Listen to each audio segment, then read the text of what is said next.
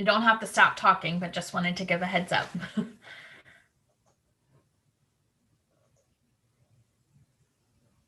Kevin says ready.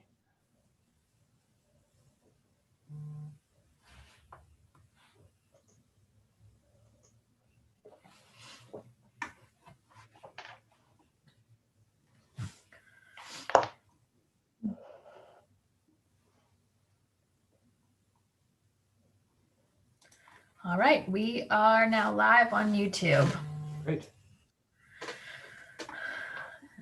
Always wanted to be a YouTube star.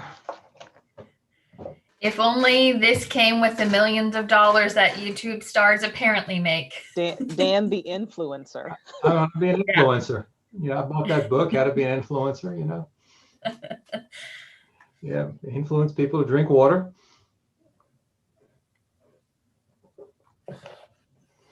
That's a good way to use your influence. You think we ought to start doing product placements? Probably not a bad idea. Yeah. Mine is always coffee.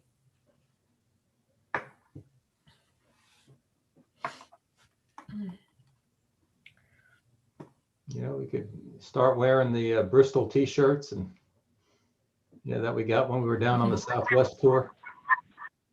Oh yeah. So much good stuff on that tour. Lots of goodies.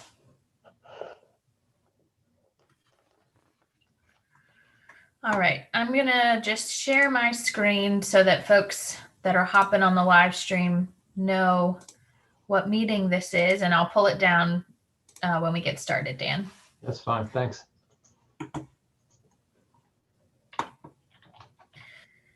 And you all will note we've done a bit of a rebranding for both the department and with the board. So I am using our new kind of board brand, which doesn't really change. We kind of keep the same, state seal and colors, but bring us a little bit more in line with the new DOE logo. So shout out to Tim in our communications and office who did a great job. Yeah, it does look nice. I'm thinking if DOE has a new logo, perhaps the board ought to lobby for one too. What do you think, Jamel? I think we have a few other things we could spend our time doing. No. Being distracted is a good thing. We are like the squirrels. Well, when I was working with Tim on this, actually, we talked about that, but given that, this is the only board outlined in the Constitution, we wanted to make sure that we kept the state seal there. I appreciate that. No, as you know, it'd be the last thing on my list is to rebrand it.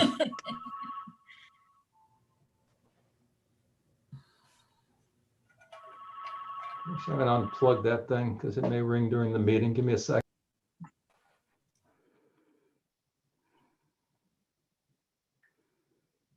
Morning, Patty. Morning. Morning, all. Wow, lots of folks have joined us. Good morning, everybody. Good morning. Morning, Secretary Holton. Anthony, please call me Ann, or I'll have to call you Mr. Swann. Either Ann or President Holton. That's right. That's right. I will tell you, the other members, when I start cross-examining witnesses, they call me Judge Ann. Mm-hmm. But other than that, just call me Ann. I got too many formers.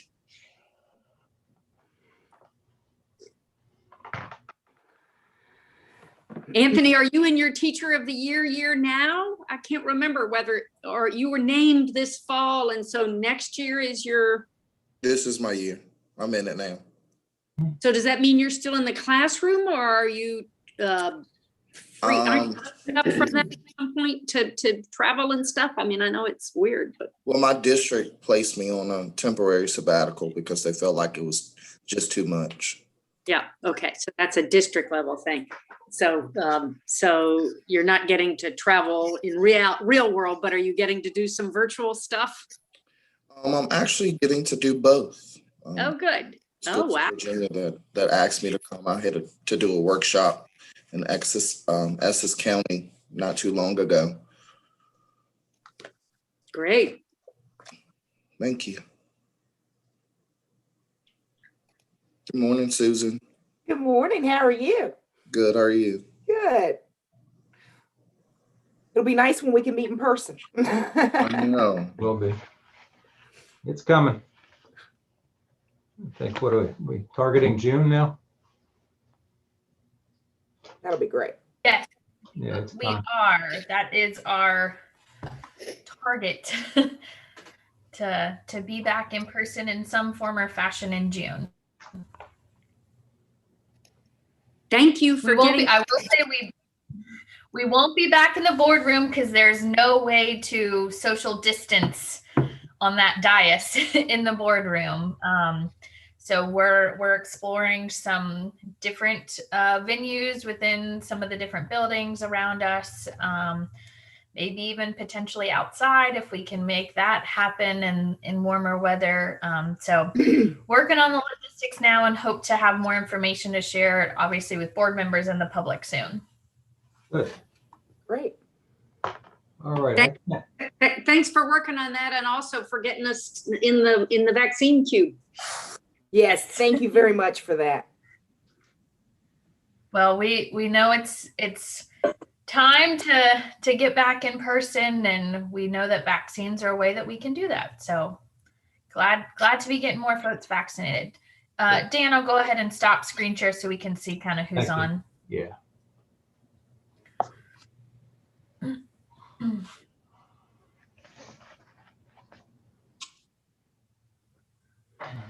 It's like we're still waiting on Dr. Duran to join us.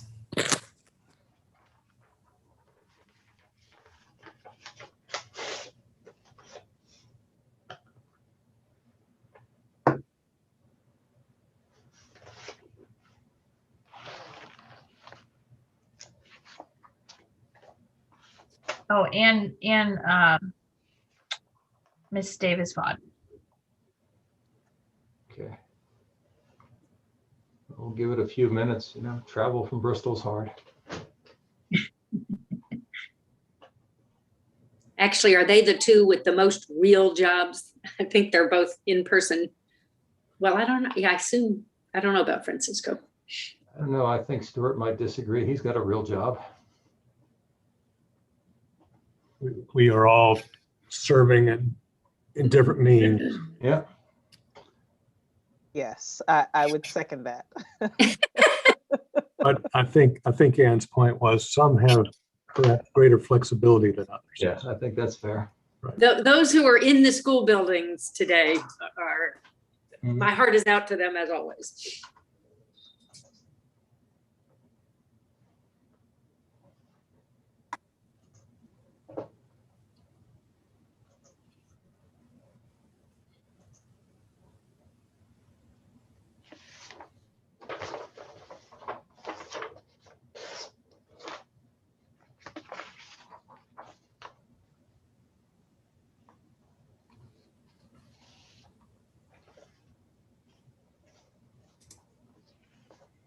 All right, we do have Miss Davis-Vaught.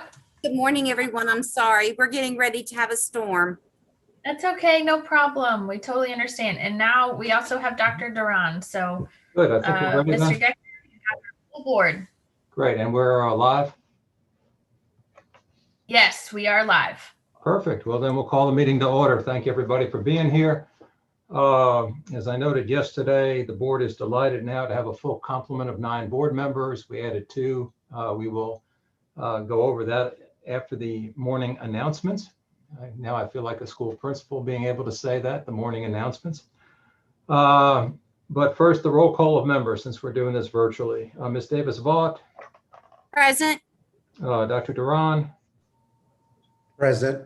Ms. Holton, Present. Dr. Mann, Present. Dr. Pexton. Present. Yes, I can see you. Okay, now, there we go. Dr. Roberson, Present. Mr. Swann, Present. and Dr. Wilson. Present.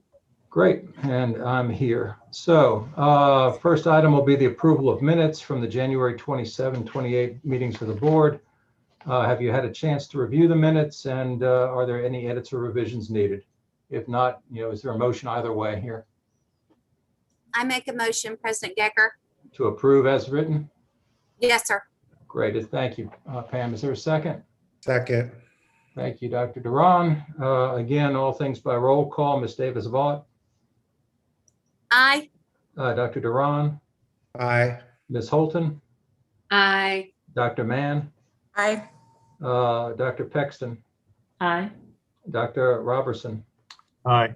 Mr. Swann, Aye. and Dr. Wilson. Aye. Great. Okay. Sort of the virtual meeting remarks now.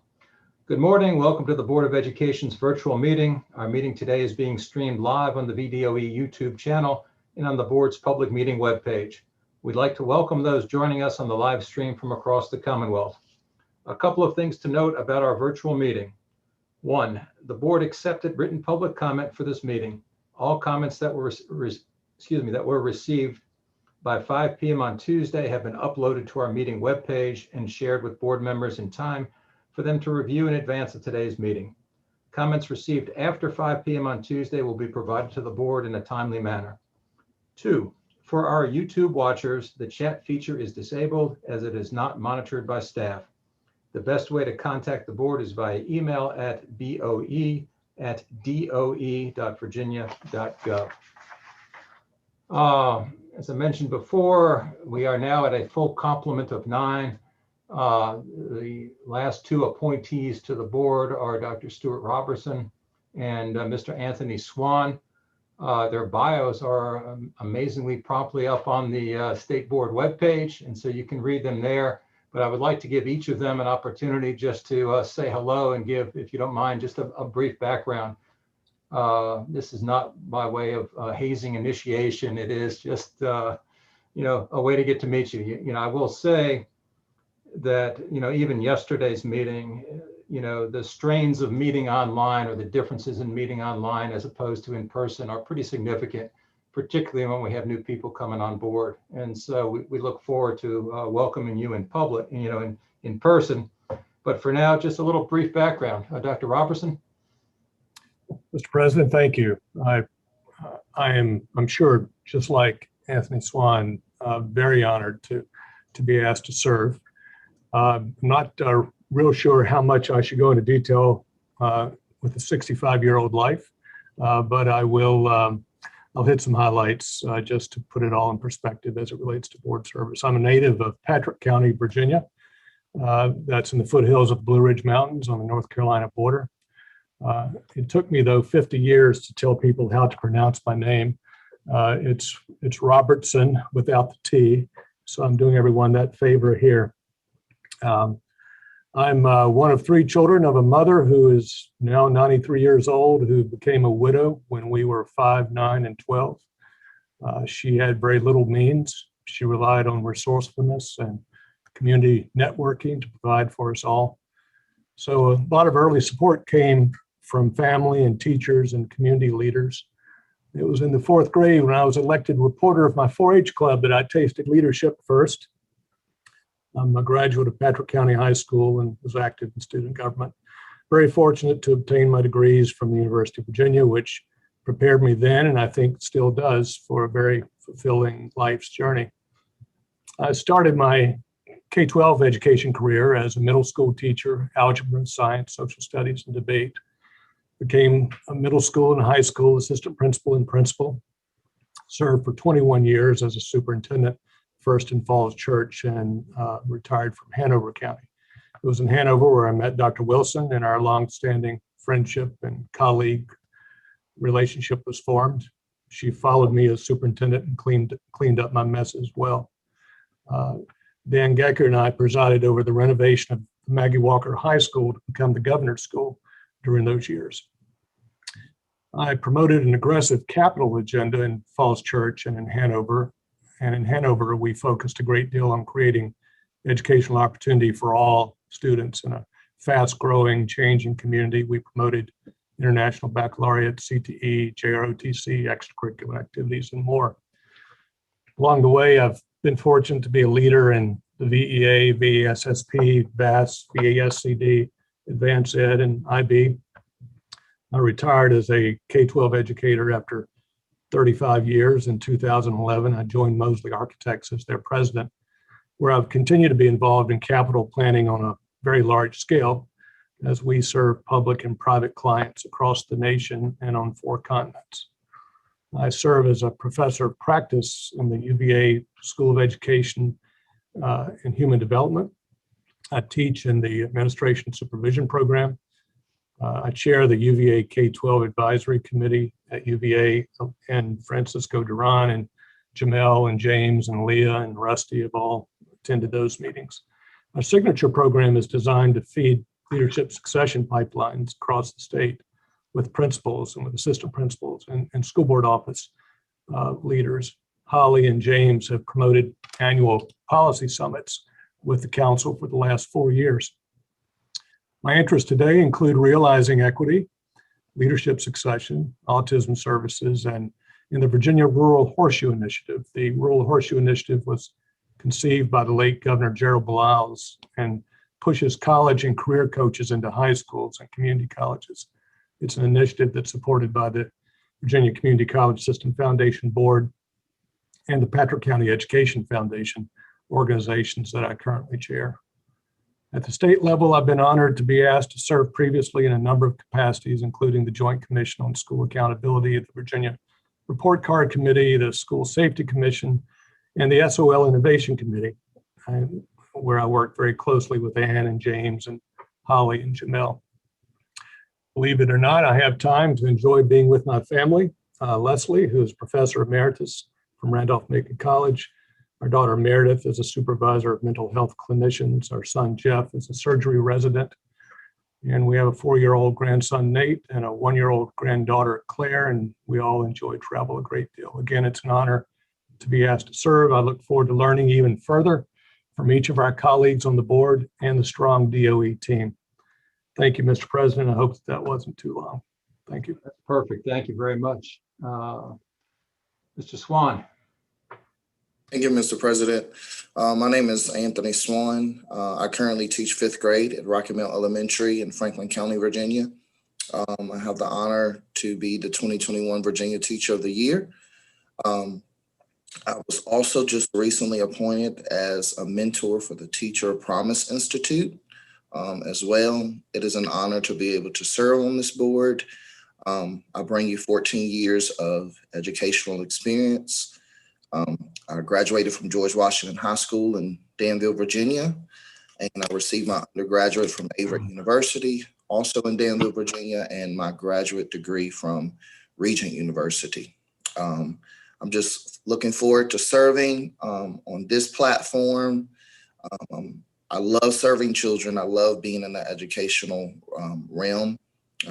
In 2018, I was able to start a program at my school called Guys with Ties. And that program has helped with our school disciplinary rates. Before I started the program, we were at 69% disciplinary rates for our African-American males. And after I started the program, it dropped to 22%. As well as school-wide, we were at 22% disciplinary rates, and that dropped to 9%.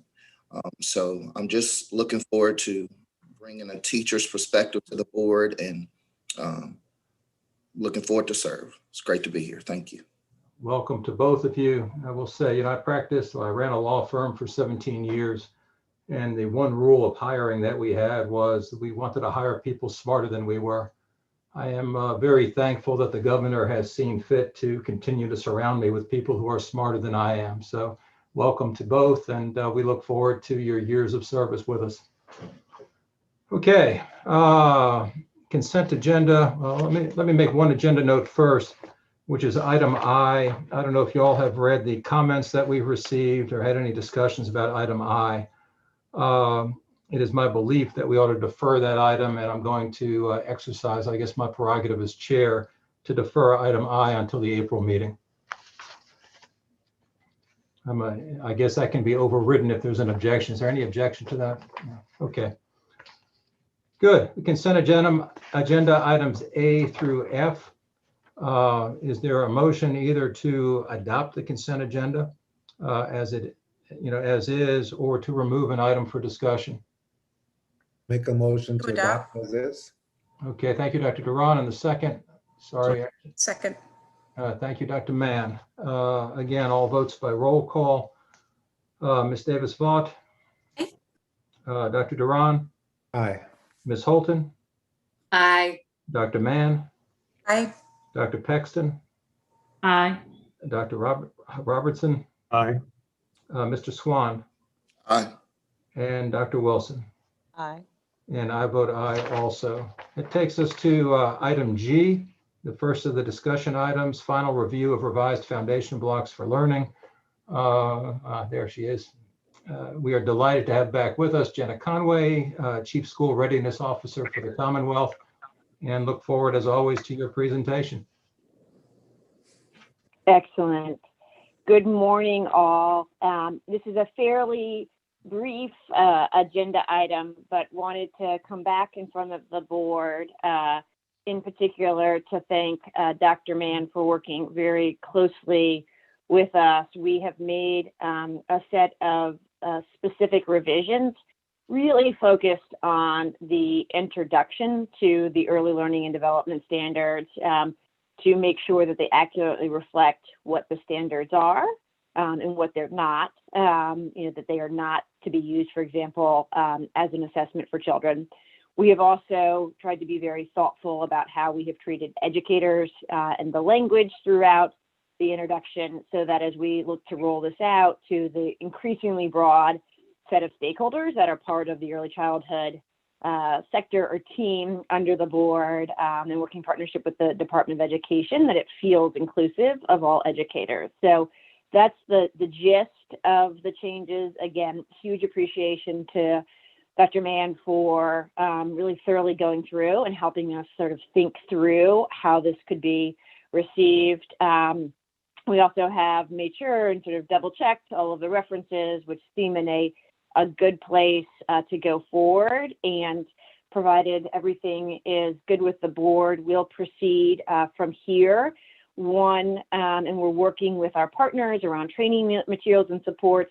One update since I spoke to you last, we're very excited. We are in the final stages of securing a partnership with a public institution to develop a micro-credential based on the standards. So really trying to figure out for the diverse family day home, childcare, school-based and Head Start educators, how we make this content, which, as you all know, and having reviewed it prior to the meeting, it's a little bit inaccessible right now. It's many, many pages, which we need, right? Because we cover birth to 5 and all of the spectrum of children's learning and development, but really thinking about how we can do on folks' mobile devices, right? So on their phone or tablet, help make this content accessible to them over the next year. And this largely came from some of the work that we've done to pilot this in Northern Virginia with family day home educators who are appreciative of the content, but potentially we just need to be really thoughtful about how we practically make this content accessible to them. So that's, I think, the update from when we spoke last. And again, huge thanks to Dr. Mann for her help on this. Okay, and the request is to approve it at this meeting. Is that right? Thank you. Yes, please. Thank you very much. Are there any comments? Mr. President? Yes, Dr. Mann. Yes, I just want to, in turn, express my incredible appreciation to Ms. Conway and her team. I think the opportunity we had to really engage around the content was really very important, and I am very enthusiastic regarding the work that is to come as the Board of Education really takes on ownership for a continuum of education and development that has had a history long before education is stepping into the space. And we just want to make sure that as we do that, we are definitely aware of the importance of not losing the incredible diversity that exists across this sector. That is so very important for children's development in these most early years. So I really want to again thank Ms. Conway and her entire team for the work we had an opportunity to do and looking at this a bit more closely. Thank you. Anybody else have any comments or questions? If not, is there a motion to adopt item G in the form? Gacker, Yes. I just want to also follow up on what Dr. Mann so eloquently said, but I want to share my appreciation, Jenna, for you and your staff and everyone putting together a unified set of standards for Virginia is so powerful and important to help us move our Commonwealth forward. The foundation of learning at these early years is so critical to the success of children moving forward, and having consistency around the Commonwealth so that we can, as a Commonwealth state, that no matter where you live, what part of the Commonwealth you live in, no matter what provider you attend, you have this, we are expecting the same set of standards, and we're going to support you to get there. And we talked last time about the professional development and asked you some questions about that. I know you're working on that, because I do think that's the next very important piece to this, is how are we making sure this is being implemented, and not just saying that now we have standards, which is great, but what are we doing to really affect change? And that, in my mind, is empowering our educators through the professional learning they need. So I know you're committed to that, Jenna, but I want to just reiterate that I think that that's an important next step for us. And thank you for taking us to this next stage. And I hope that we'll continue to be a national leader in this. There are many, many states that can look to us as an example of having a Commonwealth-wide set of expectations, standards, and support for everyone to move our children forward. And the last thing is the attention that was given to really the differentiated needs of our English learners, our students with disabilities, our students who have not generally had access, or who, when they have had access, has not been equitable. So I appreciate that also attention that was done here. So I just want to thank you very, very much for the work that you have done and the work you will do to continue to make this become a reality across the Commonwealth. Okay, anybody else? Thank you, Dr. Duran. No, all right. Geez. Do we have the motion and a second? I think we. So moved. Thank you, Dr. Mann. Is there a second? Second. Thank you, Dr. Wilson. Again, roll call, Ms. Davis-Vaught. Aye. Dr. Duran. Aye. Ms. Holton. Aye. Dr. Mann. Aye. Dr. Paxton. Aye. Dr. Robertson. Aye. Mr. Swann. Aye. And Dr. Wilson. Aye. And I vote aye. Thank you all. And thank you, Jenna, very much. This is an exciting phase for us to enter into, a whole new sort of subject area, you know, for the board to address as we move forward.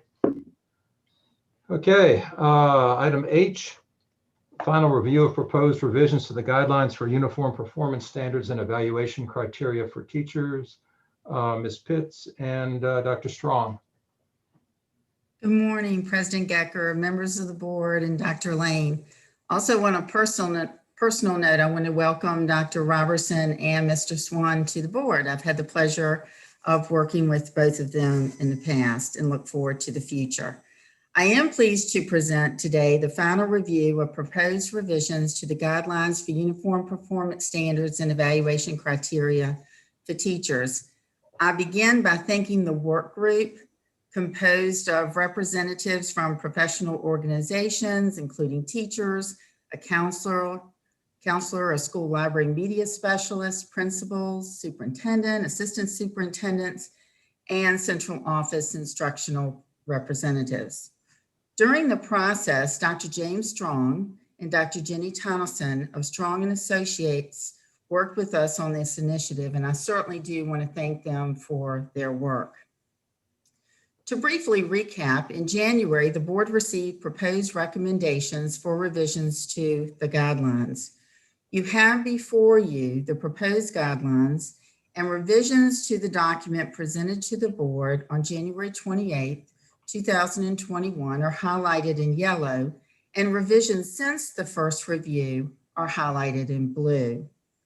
Since the January presentation to the board, the Department of Education, including the Office of Equity and Community Engagement, led by Leah Walker, made revisions in Standard 6, Culturally Responsive Teaching and Equitable Practices, and its indicators, including language to articulate that this standard is inclusive of gender, race, ethnicity, English language learners, and students with disabilities.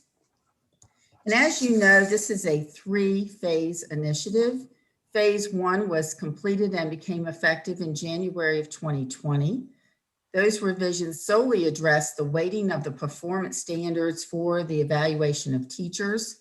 We are now in phase 2 of this initiative, and I will address phase 2 momentarily. Phase 3 will begin in April next month, and it will involve a comprehensive revision of the guidelines for uniform performance standards and evaluation criteria for teachers, including the development of a model evaluation system. In response to the board's request in January, a forward was added to the document to highlight the following. Phase 2 is intended as a bridge between the current and future teacher performance evaluation systems.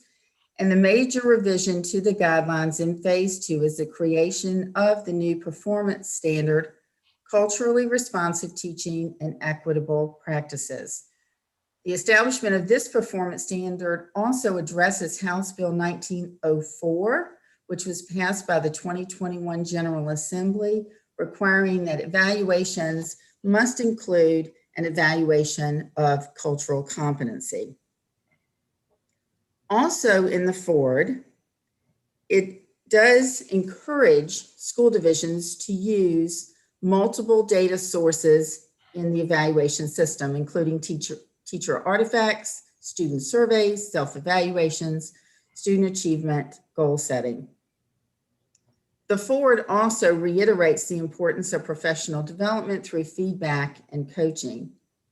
At this time, I'd like to turn the presentation over to Dr. Strong, and he is going to highlight the revisions since the January presentation. Dr. Strong?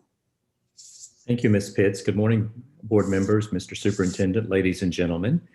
And Emily, if you would just proceed with the next slide for us. This is a pretty simple and short presentation, but let me just walk us through this and then turn it back to you, Patty, or to you, Mr. Gecker, as is appropriate. For Standard 6, we have presented the original language and revised language in terms of the standard. The standard is highlighted, or the revision is highlighted in gray, as you have before you. The original is also presented. Underneath the language of the standard is included each of the performance indicators. You can think of performance indicators as look-fors. This would be the evidence that a supervisor would observe, document through artifacts or through other measures for the actual performance of the new standard on culturally responsive teaching and equitable practices. Additionally, the indicators provide for the teacher the guidance on what good practice should reflect, what it should encompass. So it becomes a definition for this standard of what is good teaching, what is effective teaching, just as it does for each of the other standards. The new standard moves us from 7 to 8 standards in the uniform standards and guidelines, and if adopted by the board, will be followed through with a evaluation model handbook that can be used by school divisions across the Commonwealth. The older version has been used extensively, and we anticipate the same will occur here. So a very quick walkthrough. 6.1, you can see the language. Unless you requested, I see no point in repeating what's here. 6.2.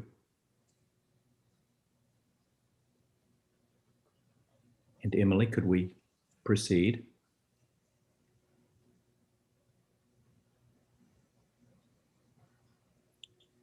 Okay.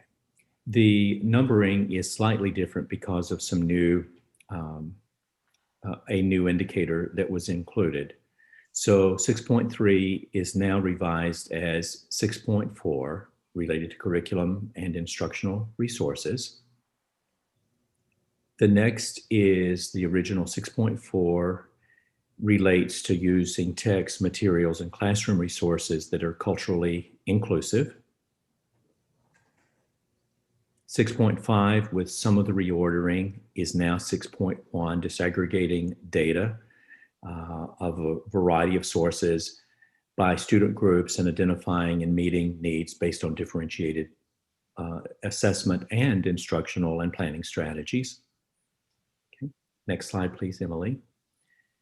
6.6 remains as such, and it relates to communication strategies that are inclusive within the classroom across many of the areas that Dr. Duran especially pointed out at the February or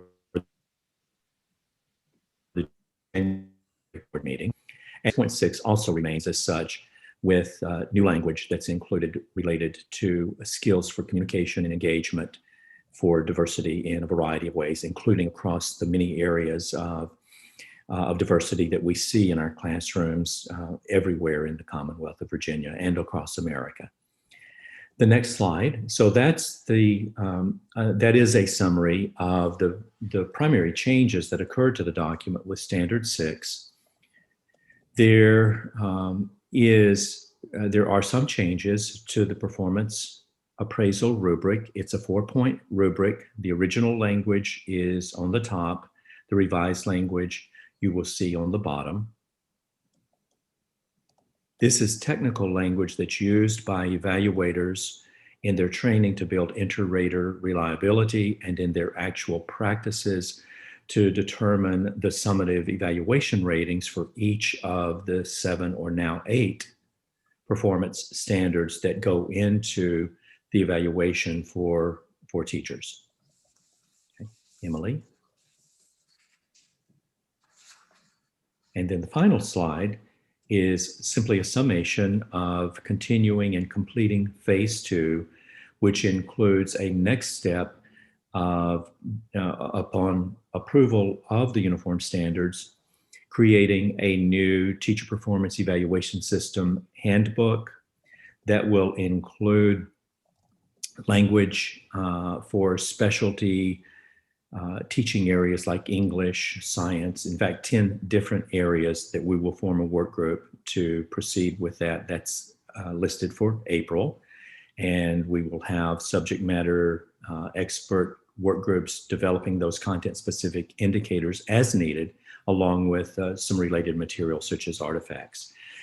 Once those documents are completed, we'll move to creating the training materials with the intention of delivering training in sessions during the summer that are repeat sessions, so it will be convenient for participants from evaluators and teachers who are invited from across the Commonwealth.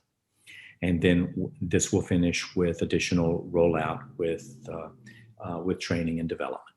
So that, Mr. Board President, is the completion of the presentation. So Ms. Pitts, do I turn this back to you or to you, Mr. Decker? Yes, I would always yield to Ms. Pitts. So I just want to provide the superintendent's recommendation on this item. And the superintendent of public instruction recommends that the Board of Education approve the proposed revisions to the guidelines for uniform performance standards and evaluation criteria for teachers and allow the Department of Education to make technical edits to the document if needed. Thank you very much. thank you to both of you. Thank you very much. Are there any comments or questions by board members at this time? Dr. Duran, and then Ms. Halton. Yes, I just want to thank everyone for working with me. We also had a meeting offline between board meetings to really, in my mind, what I see you've accomplished here is to really clarify and articulate more a couple of things. One, in the rubric, that the focus on cultural responsiveness and teaching equitable practices really should result in academic achievement for students. And I think that it's an area that we often can get lost in when we think about just creating a positive environment where people feel welcome, but then at the end of the day, there's no change for student success. And so what's you've done here very well in the revision on the appraisal rubric is really called out things like supporting academic achievement for all students, advancing academic growth. Inclusion of that language there, I think, solidifies and strengthens what we're expecting with regards to really truly meeting cultural responsive teaching and equitable outcomes for students. So thank you for that. And also, just for my colleagues' awareness, on the indicator 6.5, I had requested that be moved to 6.1, and I see that happened. And that was because 6.5, as it previously was, is really around disaggregating the assessment data and really understanding where the growth and the needs are for students. And I think that's where you should begin. If you're going to begin to work with students from a cultural responsive lens, is knowing where they are, knowing who they are, knowing what their needs are, what are those gaps, so that you can then do what the other indicators speak to around building that classroom environment, creating meaningful relationships with students, analyzing the appropriate resources that you would use and the texts and the materials that would reflect who those students are. But if we don't start out in this with really knowing who our students are through data, whether it's in behavioral data, whether it's attendance data, whether it's disaggregated assessment data, if we don't start with that, then we often can miss where we're trying to go when we go on to the next phases of really building that environment of inclusivity. So I really, really appreciate where I think this strengthening of this document has gone. And I think it's going to be able to be used in the intention that I think we all wanted it to be. We as a board have talked about equity, about changing outcomes for students.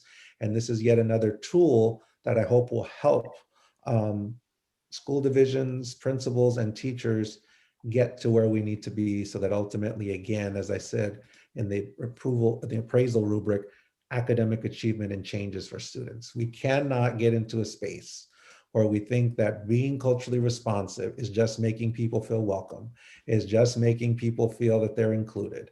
We have to make sure that that results in success and changes in performance for students. And that, I think, the changes that you've outlined here will help us to get there. So thank you, Leah Walker, Patty Pitts, Dr. Lane, who met with me and we talked through this in detail. And I really, really applaud the changes that have been made in those revisions. So I fully look forward to supporting this very much. Thank you. Okay, I think Ms. Holton and then Mr. Swann. Thank you.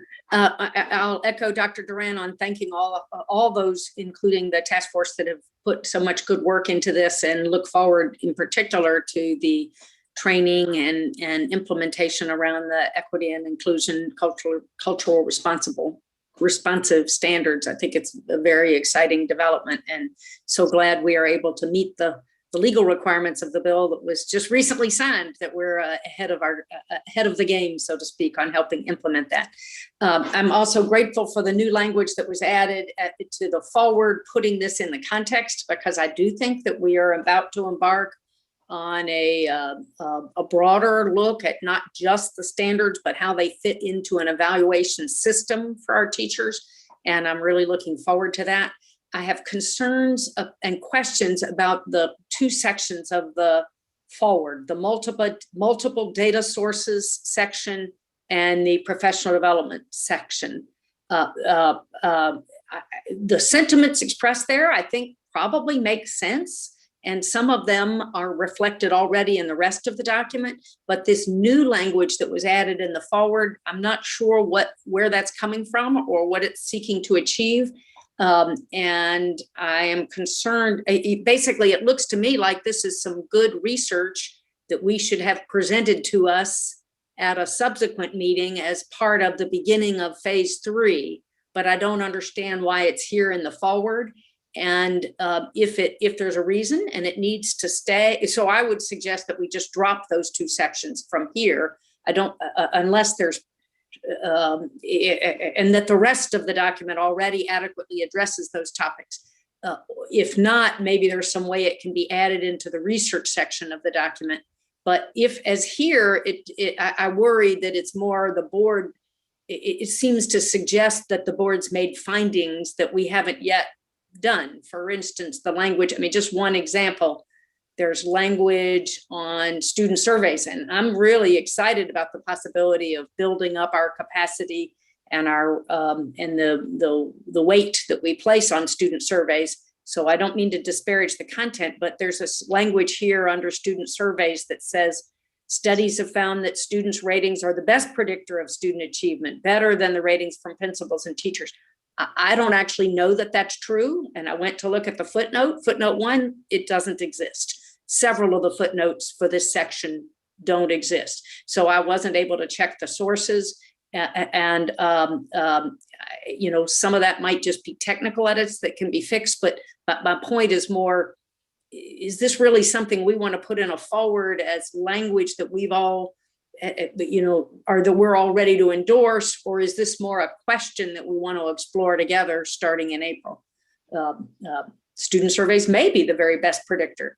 I thought I'd heard that teacher observations are the strongest piece of teacher evaluations, but I don't know whether they're the best predictor of student achievement. Maybe test scores are the best predictor, or maybe student surveys are, but you get my point. This is something I want to learn more about, but I'm wary of reaching conclusions on. Number of pieces like that in this added language in the forward. So again, maybe there's a reason it got added. I'd love to hear that. And if so, then maybe we can figure out how to clean it up. Well, let me just to clarify, because I missed part of the beginning of what you said, Ann. You would remove the multiple data sources as well as the professional development through feedback and coaching. Is that right? Yes, I would suggest remove them unless there's some reason they've been added. I mean, I'm open to hearing why they've been added, and is there some role they're filling that I'm not aware of? And if so, then I think they need some cleanup. I'll address that, Mr. Gecker, if you'd like. Sure. We're completely comfortable with striking those sections. We thought we were doing that at your request. That was our reasoning. Not you personally, but at the board's request. I think it would be fair to say that the forward as drafted here reflects, you know, a response to a number of comments made at the last meeting. You know, I would not go so far as to say it was a board request at that time, but certainly it was a clear effort and a good effort to respond to very specific issues raised when this item first came up. I mean, is that fair, James? Yeah, I agree with that. Okay. Well, if there are others, so I don't mean to squelch, if there are others who see a role for this, it may be that there's a better place to put it. Isn't there a research section of the document that sort of summarizes relevant research? Well, since I may have some of the stronger opinions on this topic, I would agree with you with regards in particular to multiple data sources. Not that I think it's wrong, but that I think we haven't reached that conclusion yet as a board, and it's not necessary to move this forward. With regard to professional development through feedback and coaching, I don't want to draft on a Zoom meeting, but it is clear to me that one of our goals is to have the phase 3 system be one in which we better develop professional development through the feedback from the evaluation system and make that very affirmative link between the evaluations and, as required by code, the professional development recommended for each teacher. And I think, and again, in fairness to staff, that this is an effort to, and Patty, you can correct me if I'm wrong about this, since I assume you had a large hand in this, an effort to basically say that we acknowledge as a department, and therefore we acknowledge as a board, the importance of development through feedback and coaching. And this is some of the work that sits underneath it. Whether it's necessary to put in this document at this length, I think is a fair subject for discussion. And again, I think though the concept of what we expect phase 3 to accomplish is a much more integrated system where teachers are supported by the professional development recommendations that come out of the evaluation system. I mean, as you know, and and Anthony, I'm sorry that I have actually jumped in line on this, but I guess it's one of the few prerogatives as chair. We talk somewhere in this document about correctly stating that in a place like Washington, D.C., used basically the evaluations to eliminate lower performing teachers and thus raise, outputs essentially. I think that is a fair, commentary on what the current evaluation system does. And again, I think you would contrast that with where I expect us to head, which is not a system that is designed to, weed out, if you will, poor performing teachers, although it ought to do that as a byproduct, but a system that is built to, as I said, dovetail development with weaknesses and thus improving the quality of outcome throughout the education system in the Commonwealth. And that's sort of, where we're going. And I know James will say it's a 3-year project. It may well be that, but as I said, that is the next direction of the board in conjunction with, the comprehensive work plan and everything we've talked about. Now, Anthony, I'm sorry to have jumped in line there. It doesn't happen often, but I know you had some comments. And then Dr. Wilson. I'll actually let Dr. Wilson go before I go. All right, Dr. Wilson. Chivalry on display. Yes. So actually, my comment does tie to this conversation that we're just having. I think I raised in our last meeting a desire to see what I anticipated or envisioned was a teaser to what phase 3 would look like to encompass or to connect the dots among all of the different conversations that we're having. As well as to professional development and these ideas around multiple data sources. So the information that's here in the forward, I suspect may have been a response to that request that I made, and it was clearly inarticulate in expecting or asking that it just be a teaser. So this idea that we have here in the 3 phases, phase 3, that may be a little, in my view, even now, maybe a little more fleshed out, but I agree with Ann that the material that we have here under multiple data sources and professional development goes further than I had anticipated or envisioned that it would go. Thank you, Mr. Swann. May I, Mr. Swann, jump into Absolutely. just a language? It's still not dead even with you, Ann. So there we go.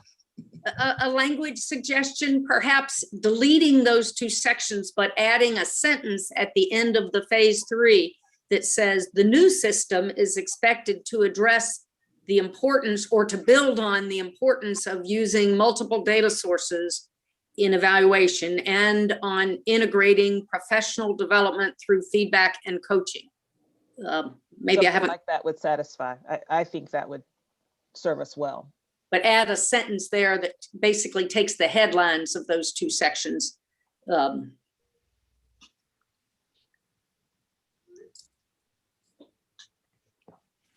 Certainly, we'll be glad to do that. And before we, Oh, I'm sorry, Dr. Strong.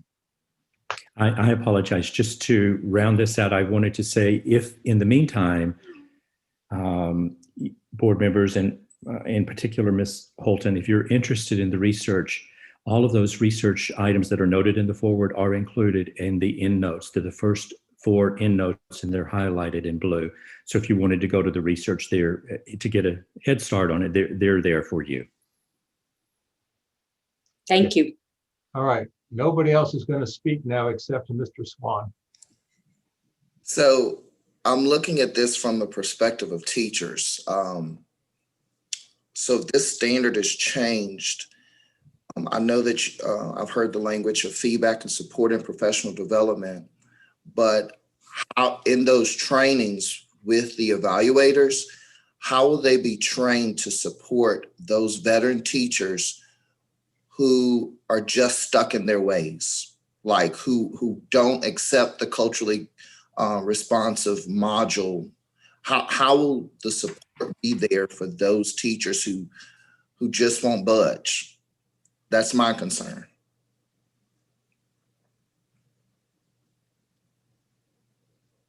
President Gecker? Oh, I thought we were going to get a response first. Yeah, no, well, you want the staff to respond, but it's interesting. All right, Dr. Mann. I appreciate Mr. Swann's point. And what's interesting to me about it is I was thinking I absolutely love the language that we have articulated in this new standard. And I think it's absolutely a direction we should be moving in. And I was actually thinking, wow, how incredible it would be to actually understand how that transformation happens through a professional development experience where conditions of the heart, if I may, block people's ability to uptake the opportunity to live out what these words articulate. And to the extent that as the professional development experiences are being planned and there are opportunities to encourage districts to really capture and appreciate what's making the difference as you are evaluating educators against this standard, I think it's going to be incredibly important, because the words that these new standards articulate go well beyond an intellectual experience. And how we understand movement in that is going to be fundamentally important to success here. So that's my sense of what I was triggered as I thought about the question that was proposed, but also what was operating in my mind as I think about the importance of what this language represents. All right. Yeah, Mr. Swann. So my follow-up, the reason why I said that is because in my district, we have started our culturally responsive module for teachers, but there are some teachers within our district, we have provided professional development, but they are just not budging because they just feel like, why do I have to change who I am? They don't want to go with the times because they've been teaching for 25, 30 years. And so if we start evaluating them, I just want to make sure that the supports are in place for those veteran teachers so it won't actually push them out the door if they're not ready to leave. Dr. Lane, I know you and I have had this discussion at least. Yeah, thank you for the question, Mr. Swann. And, one of the things I think that Mr.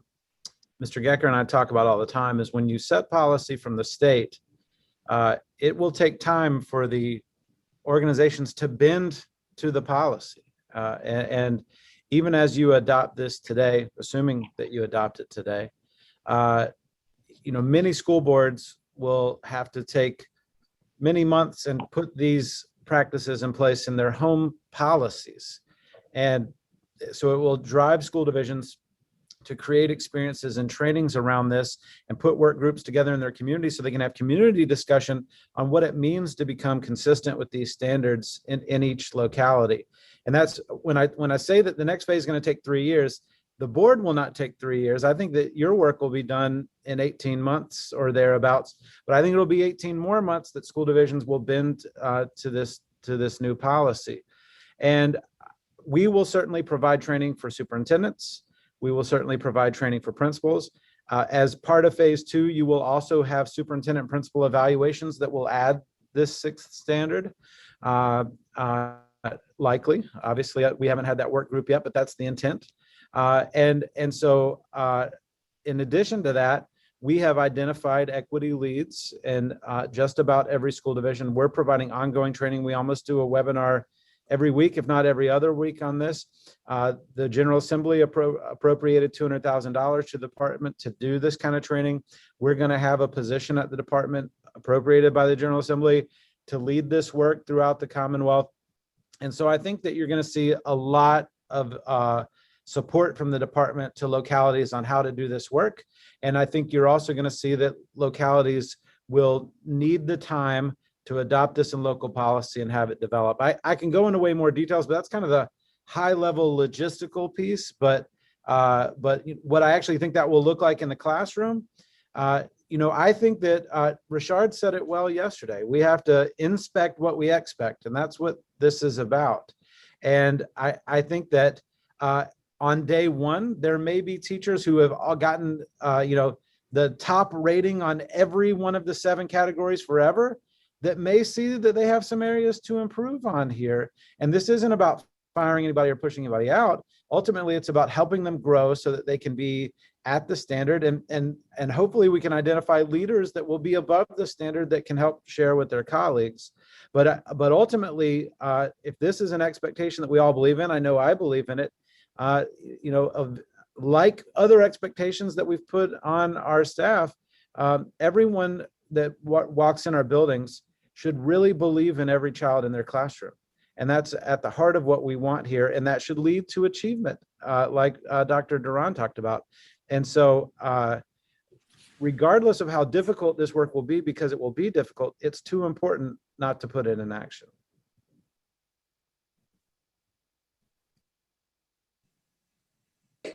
President Gecker? Yes, sorry, I muted myself for a minute. Go ahead. I just want to respond to a little bit of that. I also think that, as Dr. Mann, as you stated, changing the heart and the mind is one of the most difficult things to do, and just having this as an expectation, Mr. Swann, without good professional development, it won't happen. But I also think that for some in this work, we can change that by looking at the data, which is why I believe moving 6.5 to 6.1, where we're going to require that we look at the data of the students that people are serving, whether it's behavioral, attendance, or achievement data. And individuals have to identify who are those students that aren't performing well, or aren't being successful, or aren't having a good experience.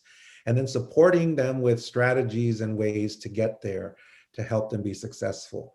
And so whether you have the heart and the motivation to say we need to do good by all, we hope that we see that in everyone. But for those that haven't quite gotten there on that journey, then we have the data to show that here are students in these various subgroups that you're serving that aren't being successful. So as a teacher, I do believe that that is our charge, right? All of us need to make sure all of our students are successful. So starting out with indicator 6.1 and really being intentional about here is where we need to go, because the data is right there in black and white in front of us for this group or that group that aren't being successful, that have a gap in a certain area, whether it's, again, attendance, behavior, or whether it's academic success. So how do we start there? And then, Mr. Swann, to your point, and Dr. Mann, to your point, how do we then continue to enhance professional learning overall? But I think if we can find a way to reiterate that you have to start with that data, and the data is glaring. We've talked about that at the board table here. I know that many school divisions have talked about the data over and over again. And so it's very clear, but are we using it in a way that's intentional to effectuate change? And I think this can help us to do that. But as Dr. Lane said, it's going to take some time for us to see that systemically happen across all classrooms. But I think it's a good start with 6.1 as the indicator. Ms. Davis Bond. President Gecker and Dr. Lane, everyone, I am very proud of where the department is going and what we're doing here. And to address Dr. Mann, the changing your heart and your mind, and Dr. Duran, and to give some validation to Mr. Swann as a principal, when we have set, the department has set this up so that we will be successful when it comes to the divisions, and then down to the divisions, to the principals, to make it happen in the classrooms. And it basically comes down to looking at your data, knowing your children, building those relationships that are so very important. And from those relationships, understanding that you've got to take the teacher down to where the child is, to where the child is, and grow up with that child, and to produce with that child. So this can happen, and this is a very important piece of what we're doing. And moving forward, this is something that we can do as building administrators. This is something we can do as teachers, and a lot of people are doing it. We just haven't put that label of culturally responsive teaching on that. We've been doing that, and I'm going to throw out also, in high poverty school divisions and high poverty schools, we've had to go down and recognize within us where our shortcomings are, and where our heart and where our mind is going, to be able to address the individual needs of our children. So I'm very proud, and I have a lot of faith in everything we are moving forward. And Dr. Strong, thank you very much. I think this is excellent. I think we're going to make a lot of people proud, and we're going to soothe a lot of hearts and move forward into our our equity and our culturally responsive building here.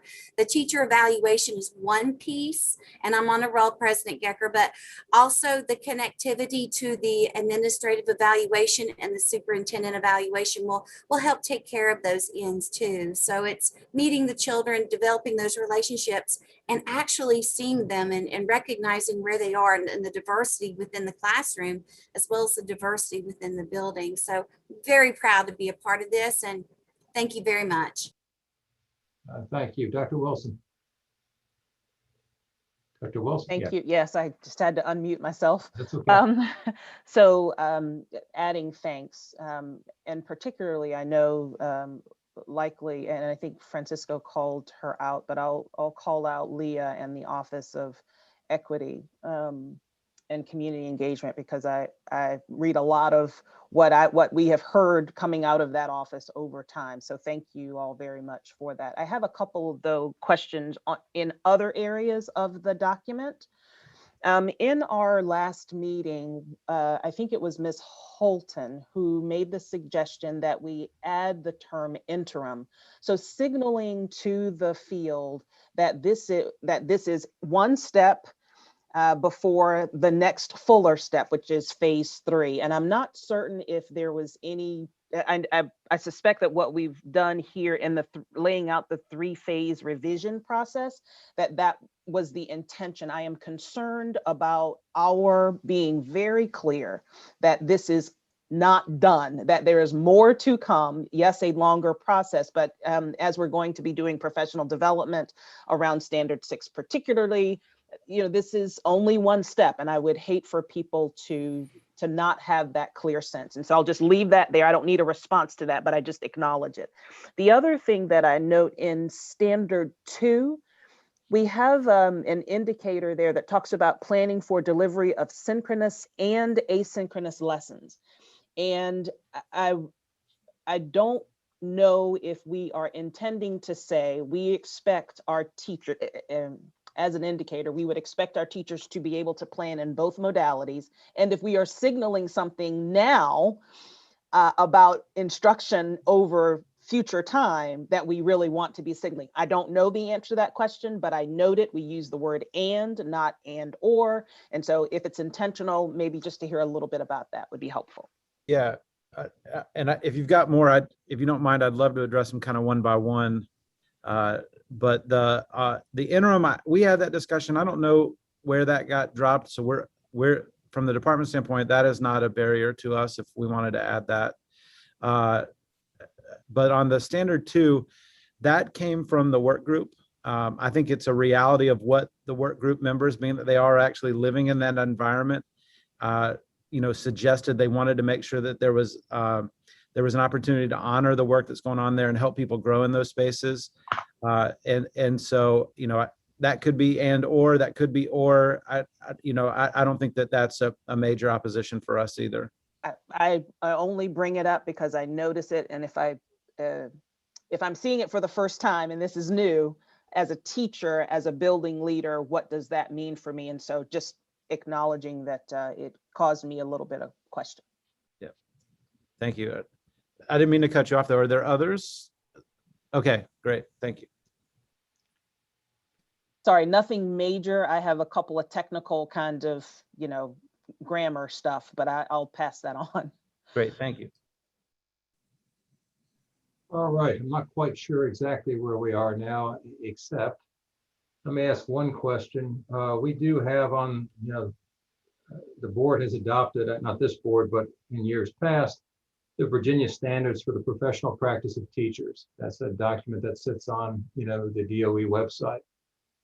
Now, I realize I probably think about this backwards, but it always seemed to me that you evaluate with, against standards, and is there a plan to revise those standards in light of the addition of cultural competency here? Patty, do you want to take that one? Sure, I'll begin and then Dr. Strong, please add to my comments. That document was created after the performance standards and evaluation criteria were created in Virginia. It was created as a companion document or a resource for school divisions in the implementation of the performance standards. We do have in our plan to include in our handbook a section specific to major discipline areas. That will be part 2. If you look at the document which you referenced, it repeats the performance standards approved by the Board of Education. It expands on the knowledge and skills for all teachers, but then it directly enhances those specialized areas, but they are in the same format as the actual performance standards themselves. So our thought is that since this document has not been widely used, we very seldom get requests for that document, and many people, I'm not sure they know it exists. We thought that what we would do in the handbook is add an addendum that will specifically address those major discipline areas and the specialized areas in the handbook which is widely used. And that was a response that we got from school divisions when they were surveyed. So Dr. Strong, do you have any other comments to add to my explanation? I think that's an excellent summary. Just one point is that in April, we do have a plan to organize work groups that would address 10 specific specialty areas, including counselors, but English, language arts, math, science, etc., and look at these specialty areas, embed them directly into the handbook. So there's one document, not two, that teachers and principals would use. And I think Holly created a great metaphor, Mr. Gecker, that I think I shared with you, and that by adopting the evaluation system that you're adopting today in its interim phase, you are adopting the standards. That document that you're referencing was used almost like a curriculum framework as a supplement to the standards, not as the actual adoption of the standards. That's done through this evaluation process. Dr. Wilson, then. Yeah, I'm go sorry. ahead. Go ahead, Mr. Gecker, if you want to. No, please go ahead. Okay, so hearing that these are the standards as we adopt them here, if we look on, so page 8 talks about what can school divisions modify. This was part of the conversation we had, I think, last month. So the first bullet says performance standards should not be modified. So that seems to me to open the door that if a division wanted to, they could modify them. So I'm not certain if we are saying that we are setting standards, that we want language that gives permission for divisions to be able to change this. And I'm just asking the question if folks are reading it the way I am. The performance standards themselves cannot be modified. The code is clear that evaluation systems must be made based upon the performance standards that are prescribed by the Board of Education. So then I might suggest, Patty, that there, instead of saying should not be modified, may not be modified. I agree with that. Thank you.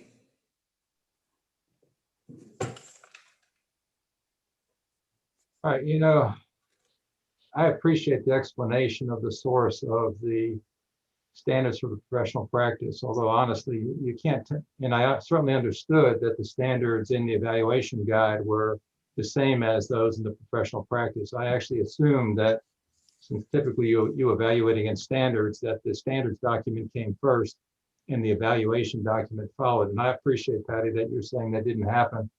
Although it looks like we had an awful lot of people on a committee in 2004 to generate those standards. And if they just came from the evaluation, it seems like a lot of people spent a lot of time just sort of repeating what we'd already done.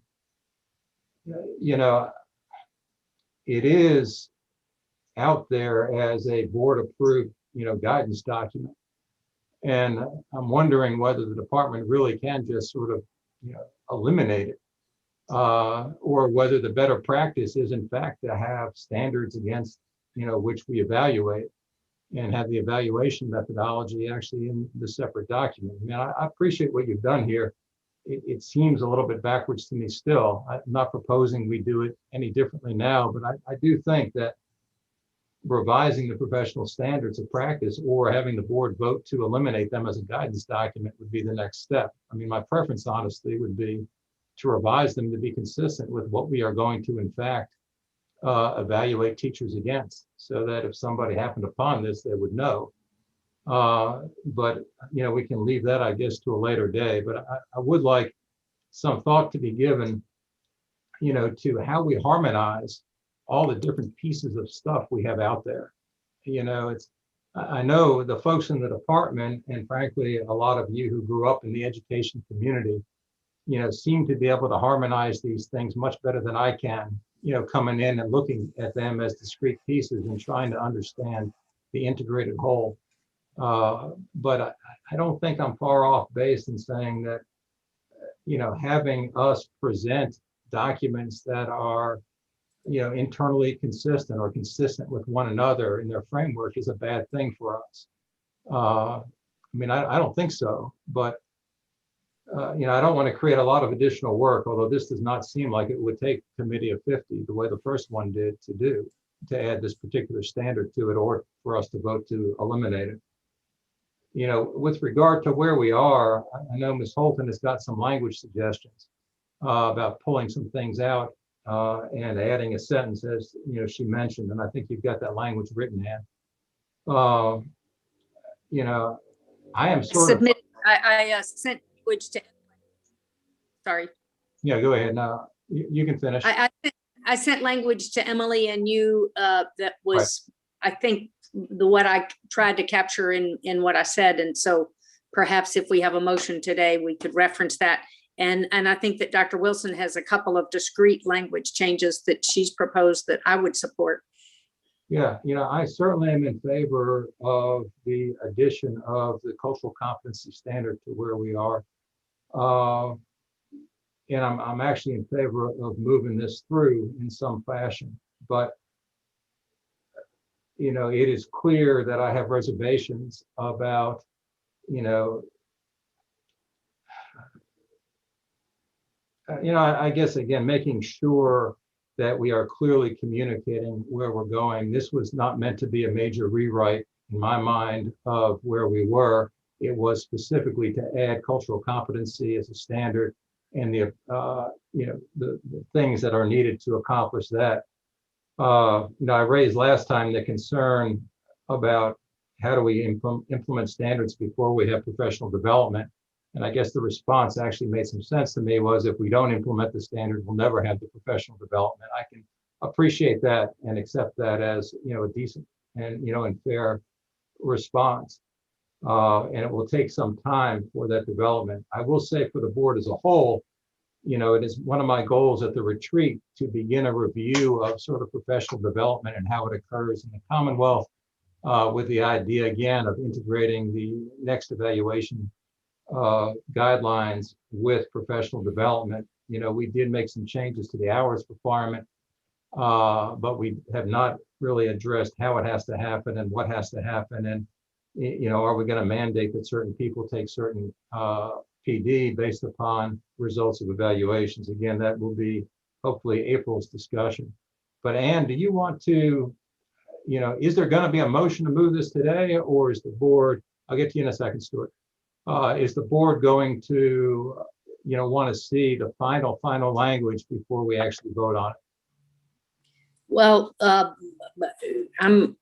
I would be prepared to move it forward today. I think the best thing we can do is to get this done so that we can then begin the phase 3 discussion, which will include what will hopefully be in tandem with professional development topics. But I'm not, I don't have a strong feeling about it, but I'm prepared to offer a motion if you like. Okay, let's have Dr. Roberson first, and then we'll see if we're at motion phase or if we get further complicated. I believe, thank you, Mr. President. I believe that Ann and I were on the same page there. It was clear to me that while there may be a desire for all of the interlocking pieces to be illustrated as well as they possibly can, with this particular assignment, it feels like the way to get off center is to entertain a motion. And if Ann wants to make the motion, I'm glad to second it. I like that, even before you hear what it is. Right. All right, Ms. Holton, do you have a motion you'd like to make? And actually, Dr. Wilson, before we get to you, and just because you mentioned that you had technical changes, can you just sort of briefly run through them so that we are confident that they are in fact, what everybody considers technical? Not that I disbelieve you, but it's, important to me that we understand what we're voting on. Yeah, so mine are along the same lines, where places where we are suggesting that there may be movement or not. So the shoulds versus mays. So I pointed out page 8. There are a couple of places in, I'm sorry, let me go through the pages. Synchronous, asynchronous, I mentioned that. That's in standard 2, indicator 2.8. I mentioned that one.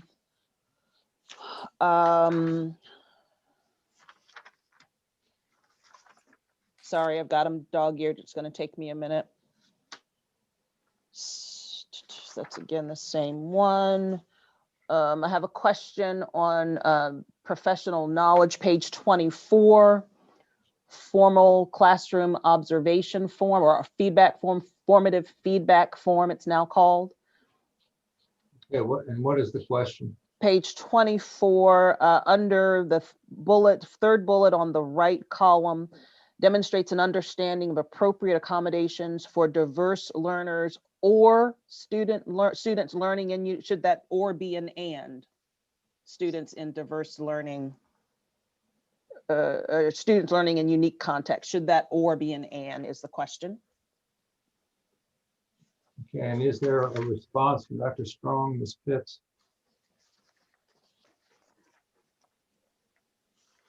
I'm just looking at page 24. Which bullet is it on the right?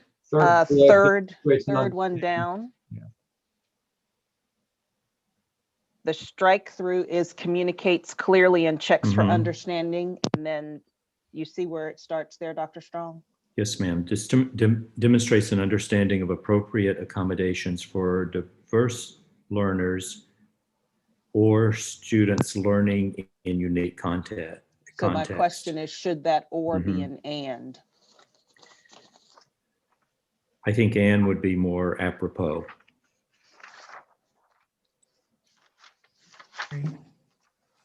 Sorry. Okay, give me a second. I think I had just one more. That's I can fine. find it. Sorry for the tedium. This is hard to do though, in this format. It goes to the other one was just a repeat of that same one. So, further into the document where we repeat those indicators, just the consistency across. We'll go through and sanitize all of those once we make a change. Right, thank you. That's all I had, Mr. Gecker. Thank you, Dr. Wilson. Ms. Holton. I think I can incorporate Ms. Wilson's into my motion, but my motion would be that we approve item H with the following amendments: that in the forward, we delete the section that says multiple data sources and the section that says professional development through feedback and coaching. And in lieu thereof, that we add language at the end of the prior bullet describing phase 3 as follows.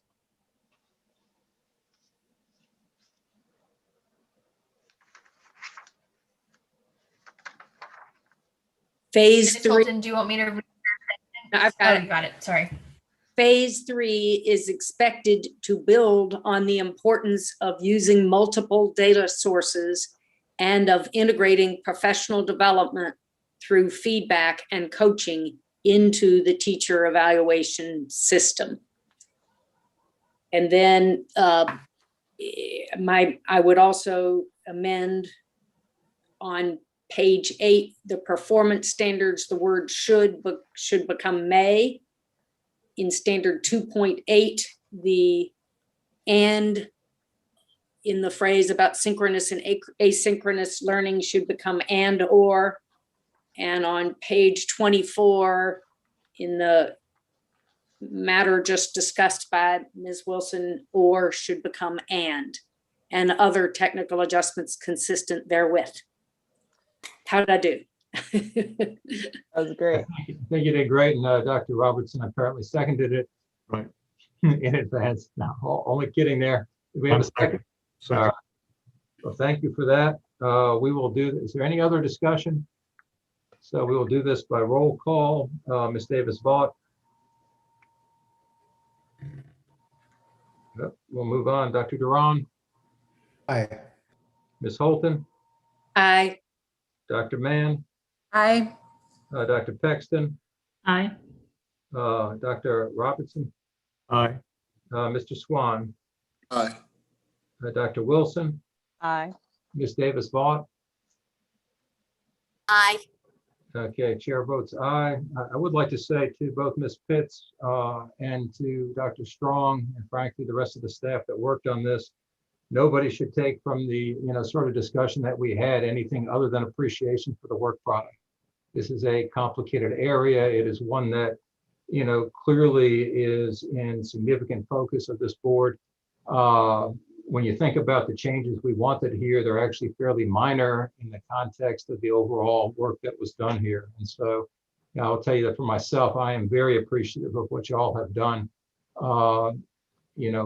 We do have strong opinions, and sometimes they come out perhaps in not the best way in these meetings, but thank you very much to both. And again, to all the staff who worked on this. This is a complicated and important topic. Mr. Gecker, do you mind if I just make a quick thank you note as well? I know Dr. Wilson did this, but I just wanted to thank Leah. Most of the revisions that were done over the last month were done in Leah Walker's shop, probably by Leah specifically. And we had a lot of intense conversation. I just really appreciate your efforts, Leah, and I just wanted to say that. And Mr. Gecker, I will promise by next month we'll think through with you how to rectify that standards document and or eliminate it, whichever is the clever. I appreciate that. Okay, item I was deferred. Item J, final review of proposed temporary flexibility for meeting the sequential elective requirement for Virginia graduates. Dr. Sale, good morning. Yes, good morning, everyone. And let me get my screen pulled up for us. This, as you know, is also a topic of great interest for the board, and therefore one that will generate a lot of debate. Oh boy, I can't say I wasn't warned then.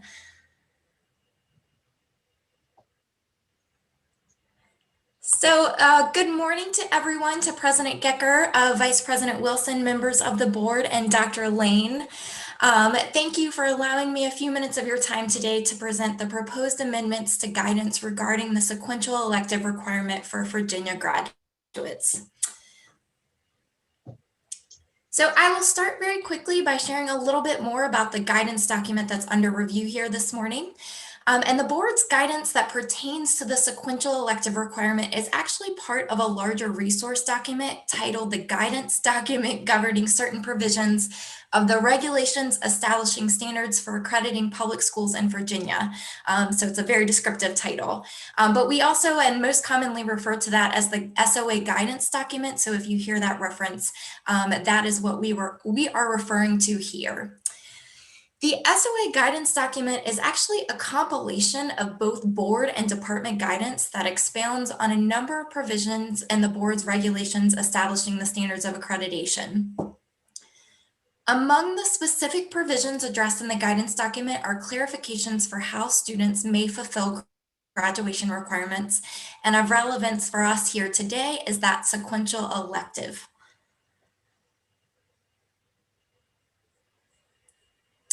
For a little bit of an additional context around what exactly the sequential elective requirement is, I just wanted to provide a short overview of that particular requirement and what that entails.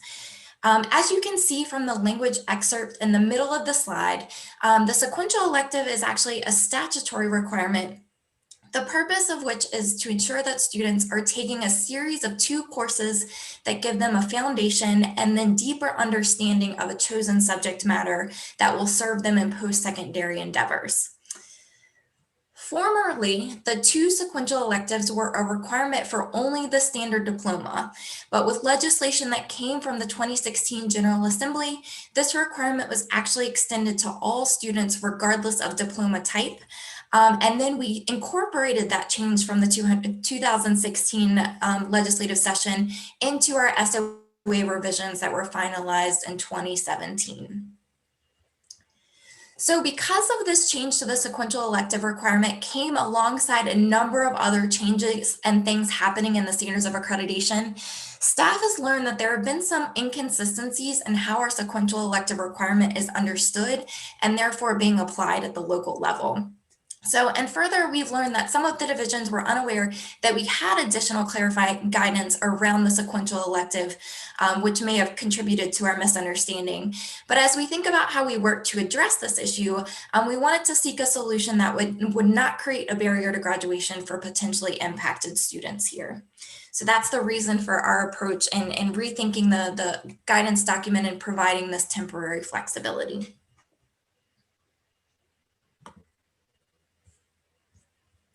Currently, the guidance document does already allow or provide some clarity in how the sequential elective requirement can be met, as well as some flexibility for the types of coursework that apply.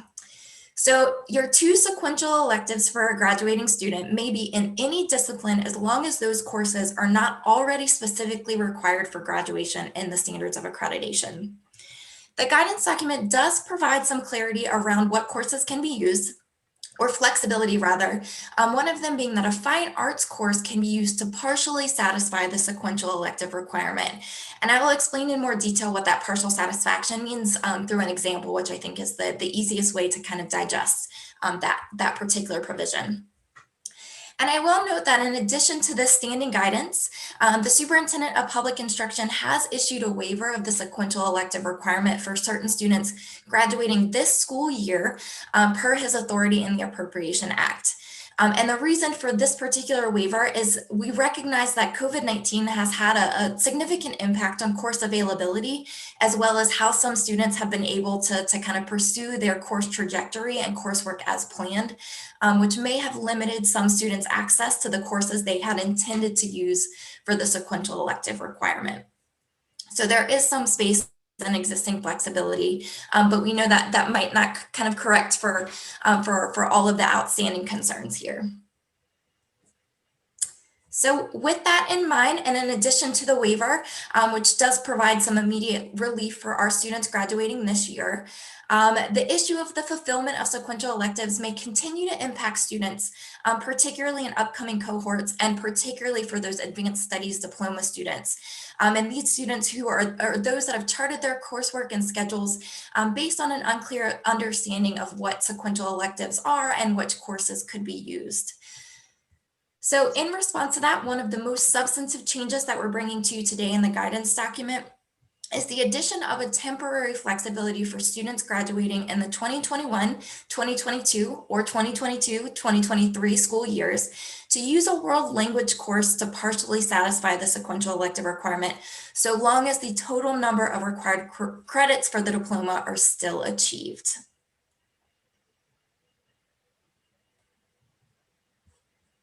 There are a few other changes to the document that we have here before you today. The big item again being that temporary flexibility piece. But there are proposed amendments to include the addition of language regarding career and technical education courses also being used to partially satisfy this requirement. This was actually inadvertently not carried over from past iterations of the sequential elective section of the SOA guidance document.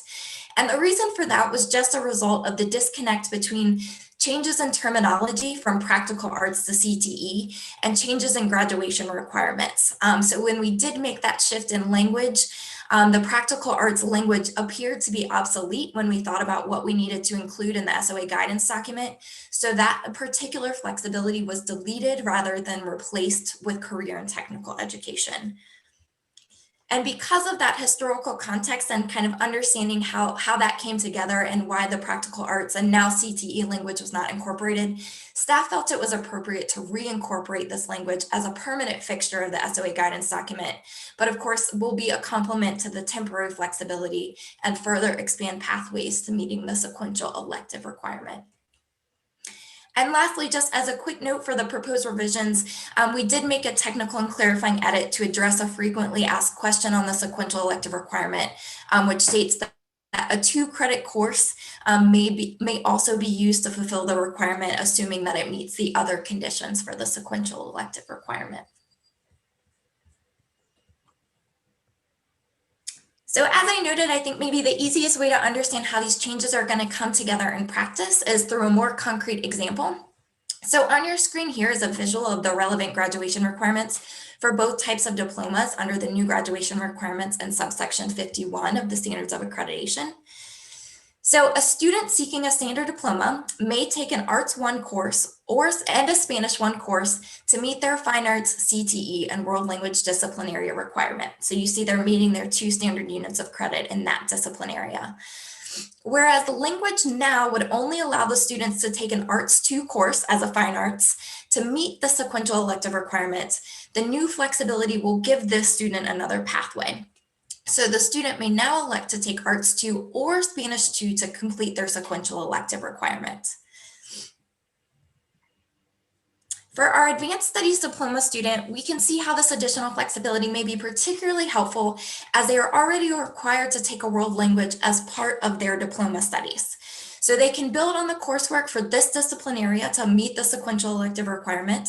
But of course, for these students, the option remains for them to take an additional Fine Arts and, assuming approval, a CTE course, using that sequence of credits to complete the Fine Arts CTE discipline area, as well as their sequential elective requirement.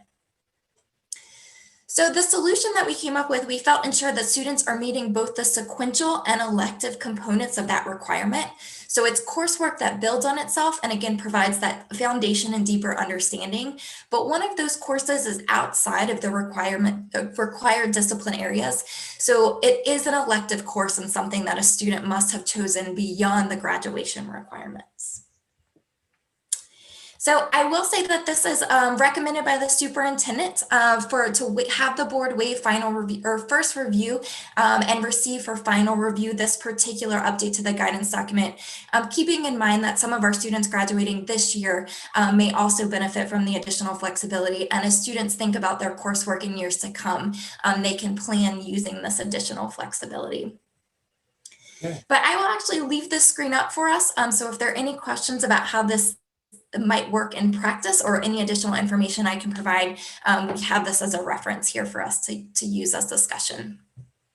And I will hand it back to Mr. Gecker here to facilitate any additional discussion, or if other board members have questions for me, I'm happy to answer. Thank you, Dr. Snell. I would ask, if you don't mind, actually, if you take it down, because I can't see everybody when the screen is shared in that way. I'm sorry about that. Oh, no, absolutely. Well, we can pull it back up if we need it. Yeah, one of the limitations of the meeting we're using. Okay, are there any questions? I don't see anybody. Okay, then is there a motion to waive first review and adopt this as proposed, or another motion of some sort? I'll move to waive first review and thank you, Dr. Duran. Is there a second to that? Okay. Thank you, Dr. Robertson. Again, by roll call, Ms. Davis-Vaught. Aye. Dr. Duran. Aye. Ms. Holton. Aye. Dr. Mann. Aye. Dr. Paxton. Aye. Mr. Robertson. Dr. Robertson. Aye. Mr. Swann. Dr. Wilson. Aye. And chair votes aye. It has been suggested, and I agree with this suggestion, we take a quick 10-minute break. Thank you, Dr. Sale, for the great presentation. It was so clear we didn't need to leave that one up there. So we will be back at 11:42, if that's okay.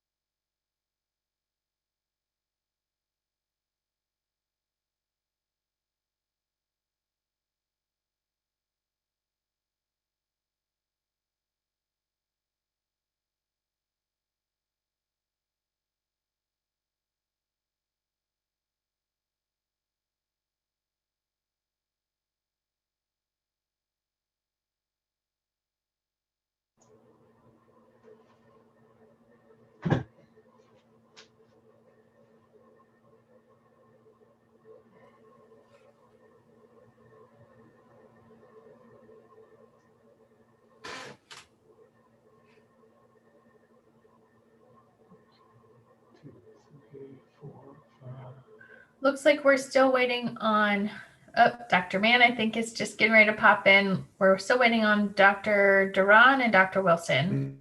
I'm here. I'm Oh. here. Shut my camera off. Dr. Wilson's there too. All right, So we're ready? we are ready. Thanks, everybody, for being so prompt. We will move on to item K, first review of childcare regulations transferring from the Board of Social Services to the Board of Education. Ms. Conway, welcome back. Thank you. Good morning again. I'll ask, I believe, Emily, will you pull up the slides? Perfect. Good morning again. I am very pleased to present this morning on behalf of our team some information about the need to transition the child care regulations from the Board of Social Services to the Board of Education. So this, as most of you know, and this is maybe new for our two new board members, but this is work that has been underway for the greater part of 2 years. A year ago, the state passed legislation that set you all in charge, the Board of Education, with us to support the implementation of it, of oversight for all out-of-the-home early childhood care and education programs. This is set to go into effect on July 1st of this year. As I have briefed you periodically over the course of the last year, even with the pandemic, we are still on track to do this. We've moved over some staff over the course of the last year. We moved them over last summer, and we have been working very closely with all of the different aspects of government, all the letters from the Attorney General's office to the Department of Social Services, the Department of Planning and Budget, and all different aspects of the Department of Education have been working on this. One step, important step in this process is just the formal move of the regulations. And so we've got to move those over from the Department of Social Services to the Department of Education. There are 3 general areas of regulation that we need to move over. I know there were lots of pages, but let me just summarize the 3 areas. So the first are the regulations that pertain to childcare licensing and monitoring. This is different from what Ms. Pitts does in terms of licensing of teachers. This is the licensing or the health and safety expectations for childcare sites, which range from faith-based programs, more traditional childcare centers, family day homes. It's the licensing of health and safety. It's not related at all to the educators. That's number 1. Number 2 is the child care subsidy program. This is a scholarship or voucher program that provides low-income families that are working in our school with financial assistance to go to child care. And then lastly, there's a small child care scholarship program, which again provides eligible early childhood educators with financial assistance for child development coursework as we help to further elevate the profession. So those are the 3 areas. I know there were multiple documents, but those are generally speaking the 3 areas that are moving from the Board of Social Services to the Board of Education. Emily, next slide.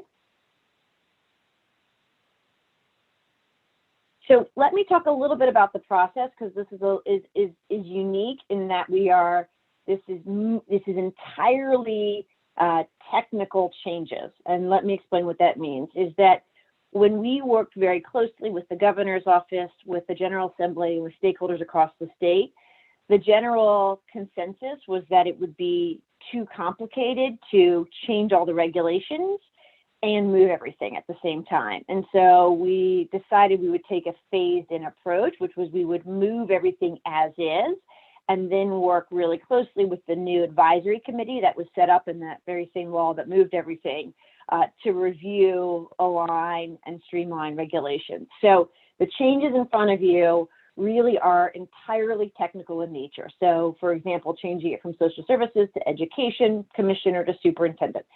We had to refer to the new law, their new code references, statutory authority, that we struck some text that was related to adult care and child welfare programs that were under the purview of the Board of Social Services that wouldn't be appropriate here.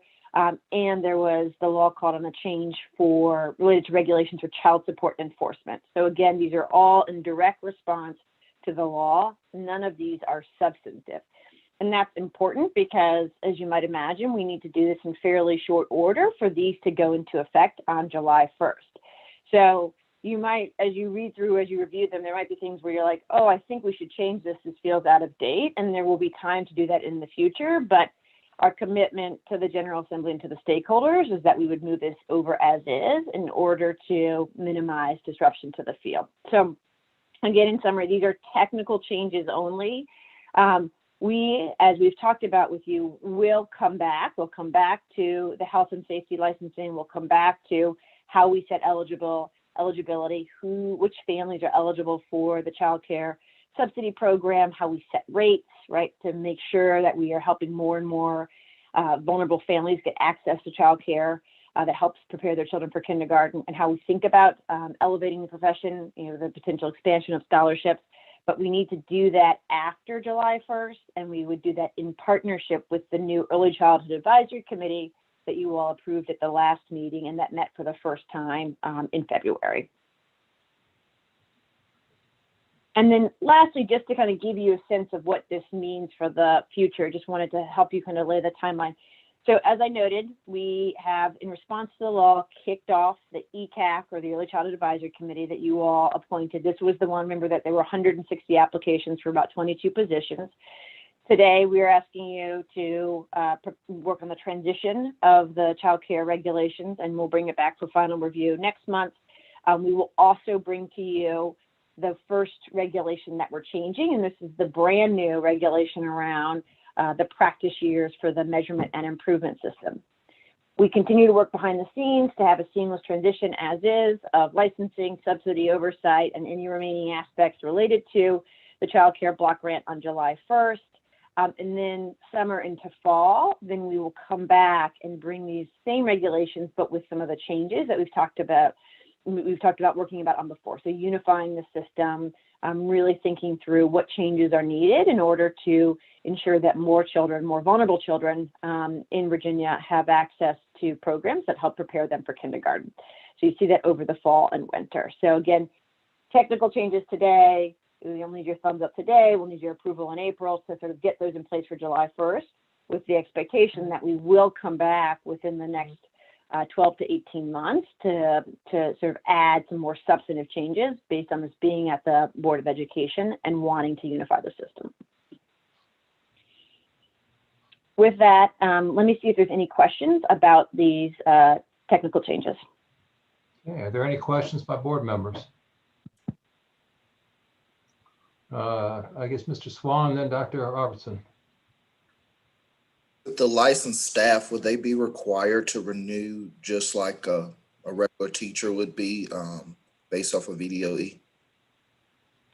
So that's a great question. This licensing, and it's confusing because it uses the same term, is entirely differently. So this is actually, if you own a child care center, this is the checklist of things that you have to do to keep kids healthy and safe, right? So it's sort of things like, is the medication up on a shelf? Is there enough enough inches of mulch out on the playground? It's completely related to the health and safety of the site rather than the educator. So it's different from the typical VDOE licensing. So it really doesn't pertain at all to educators. There is not a requirement right now. Child care educators don't have to be licensed in the same way that pre-K-12 licensed educators have to be licensed. And this would not affect that at this point in time. We might come back to that in the future, but it would not affect it at this point in time. Great question, Mr. Swann. Thank you.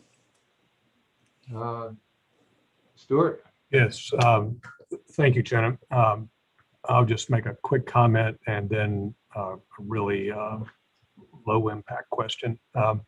My quick comment is that I guess 30 to 35 years ago, I had a partial business interest in child care business offered in our hometown at the time. It was a family-run business, and certainly got a clear indication of the immense number of regulations associated with the operation of child care center for a good reason. I just make the observation that all of these responsibilities moving over to DOE is not insignificant. I can only imagine what this is going to mean and will entail in terms of oversight and staffing and resources It's not insignificant. My question is, and again, I'm hearkening back to the past. I, at one point, was a member of the childcare advisory board for the state. I don't know if such an entity still exists or if DOE will have the benefit of such a citizen advisory board. I'm just questioning. I tried Googling it here. I don't see anything popping up, but maybe you know off the top of your head. Sure. So I know that there have been several groups and there's several sort of associations as well. What we did is add into the legislation last year this new Early Childhood Advisory Committee, which includes all types of childcare centers. So it includes a entirely private center. It includes a center that takes public funding. It includes a faith-based center. It includes a family day home program, care program. So it has a variety. It includes a Head Start program that is run in a licensed center, not at a school. So it does include kind of all of the different types of programs. And so that's our new formal body. And any policy we bring to you going forward will go to them first. So for instance, we're bringing policies to you all in April, and we're taking it to that group next week. And so that is our way, largely because I think what you've just expressed is something I know I've heard from other members of the board. We're taking on a significant amount of work, and it's a different space. And how can we be sure that these things have been thoroughly vetted? And so creating that advisory committee was one way to do that. I think separately, we work very closely with all of the various associations, the Head Start Association, the Child Care Association, the Family Day Home Association, to make sure that a variety of childcare providers are represented and we can hear their perspectives. So it's a very important point. Licensing is a big deal. As the parent of young children who has put as young as a 3-month-old in licensed care, there is nothing more important, right, than keeping particularly our infants and our toddlers safe. And so, you know, we really want to make sure that we work very closely with our providers to do that.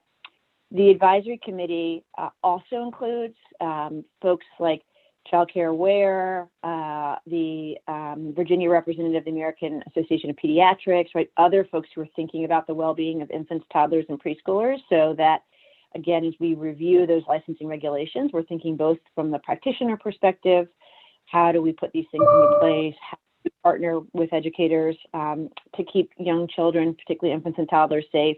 But also we're hearing from child advocates and medical professionals who have, who often see the flip side of that, right? When kids are involved in accidents, when things go badly, and so really making sure that we have that group. So that group is in action, and we are certainly, I'll work with Emily to make sure that everybody, if you ever want to listen in to the advisory committee, more than make sure that you all get the invites. Thank you. Okay, thank you. Anybody else? I don't see anybody. So, what, Dr. Wilson? No? Okay. All right then. Ms. Conway, thank you so much. The board will receive this for first review, and we look forward to seeing you next month. Okay, we will move on then to item L. First review of proposed curriculum guidelines for instruction on the safe use of and risks of abuse of prescription drugs. Ms. Wiggin. Yes, good morning, President, Good morning. members of the board, Dr. Lane. I am delighted to present for first review the proposed curriculum guidelines for instruction on the safe use and risk of abuse of prescription drugs. The 2018 General Assembly amended the code to require the board to develop these guidelines.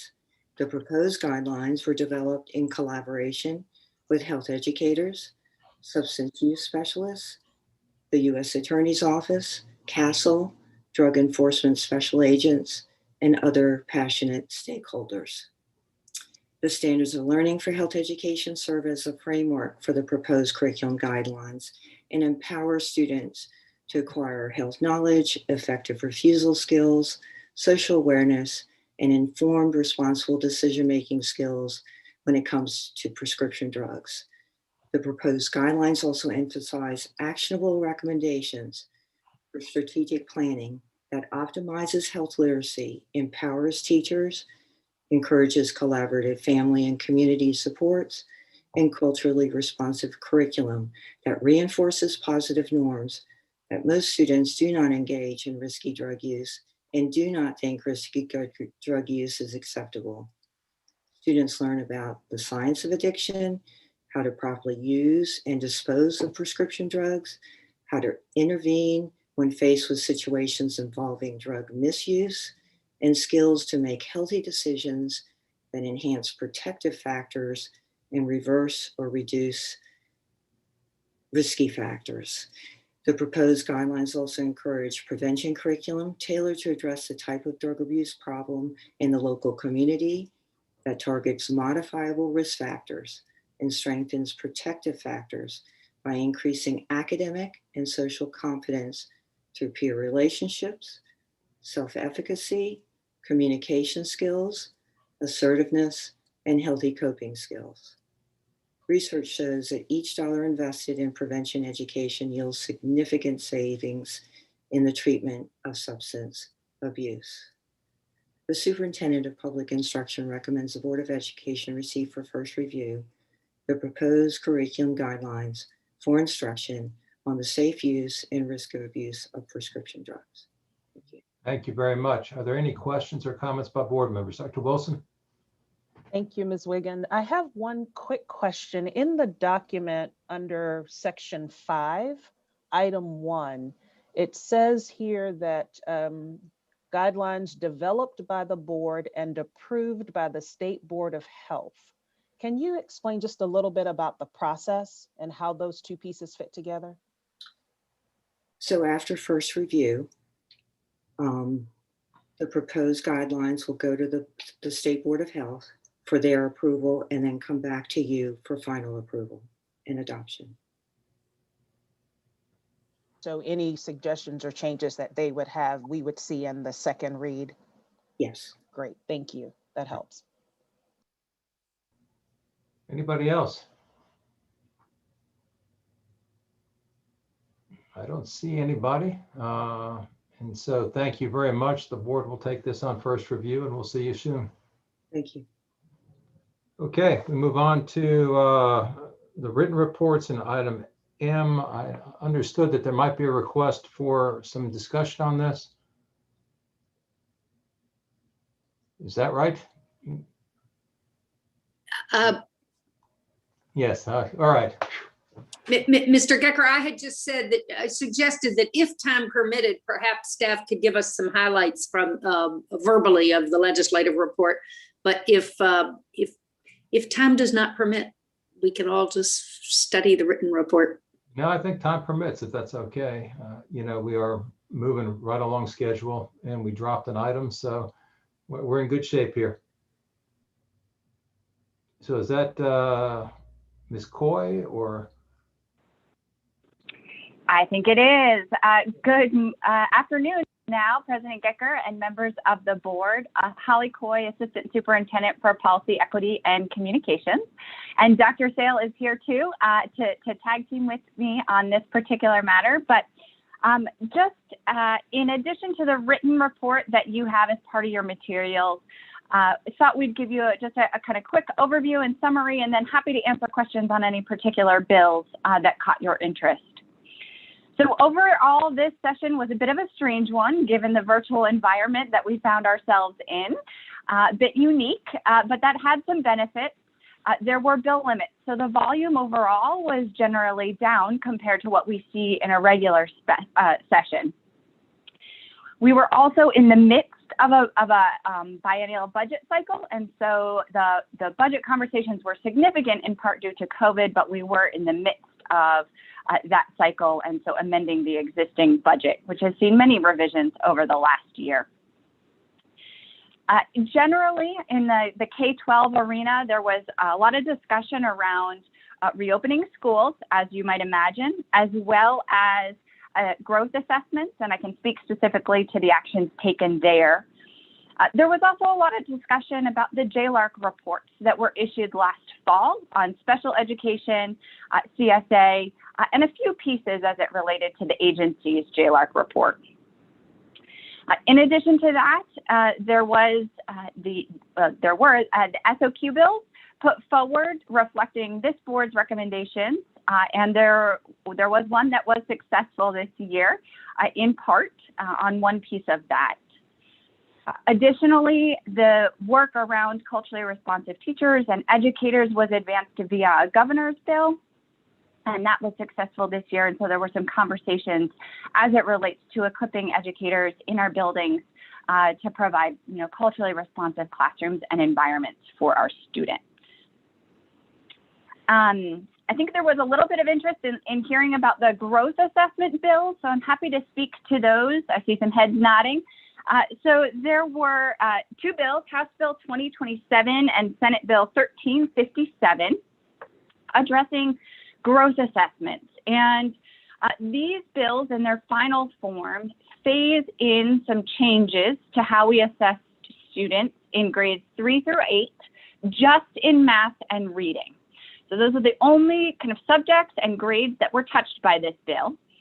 And the idea is that the state would use some of the federal COVID relief dollars to assess students in those grades and subjects a little bit differently, again, phasing in over time, so that ultimately the end goal of this bill is that those students would be assessed at the beginning, the middle, and the end of the school year, and that they would be assessed off of grade level. And so using essentially our SOL system, our computer adaptive testing, thinking about the SOL assessments that we have now as Legos, and kind of taking them apart and rebuilding them in some different ways.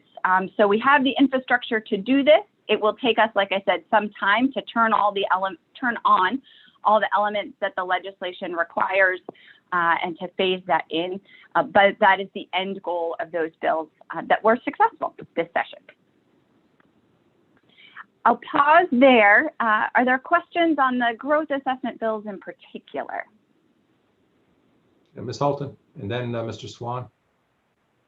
Yes, thank you, Holly. That's very helpful. On the growth assessment bill, as I understand it, requiring that we use growth measures or that we administer tests to show growth 3rd through 8th grade, does it either require us to change anything about how we accredit schools based on growth versus proficiency, or would it facilitate potential changes to that we might want to consider even if not mandated? So that's a wonderful question. The bill itself does not speak specifically to that, but the implication is that it would affect how we assess, how we use growth within our accreditation model. So using that growth within the school year instead of just spring of one year to spring of the next year, we'll have a more nuanced picture of that. So. And I see Julia's on here too, as well as Shelley, so they can hop in and complement anything that I've said here. But we do understand that it would have implications for accreditation and the ways in which we kind of have the inputs for that growth measure. I'll add one thing to that, Ms. Holton, in that it does allow us to measure growth in 3rd grade, which we've never been able to do, which was a request that you had asked for in the past. And so that's one nice feature of this new bill.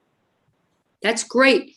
And so I hear you. It will help us rejigger how we do the growth part of our SOA assessments. But I guess sort of looking at the language of the bill, and I didn't analyze it that closely, does it mean to have the growth assessments replace the proficiency assessments? Or is the contemplation that this will just improve upon our growth assessments, and that we will continue to administer and use proficiency measures alongside growth measures for those grades and subjects?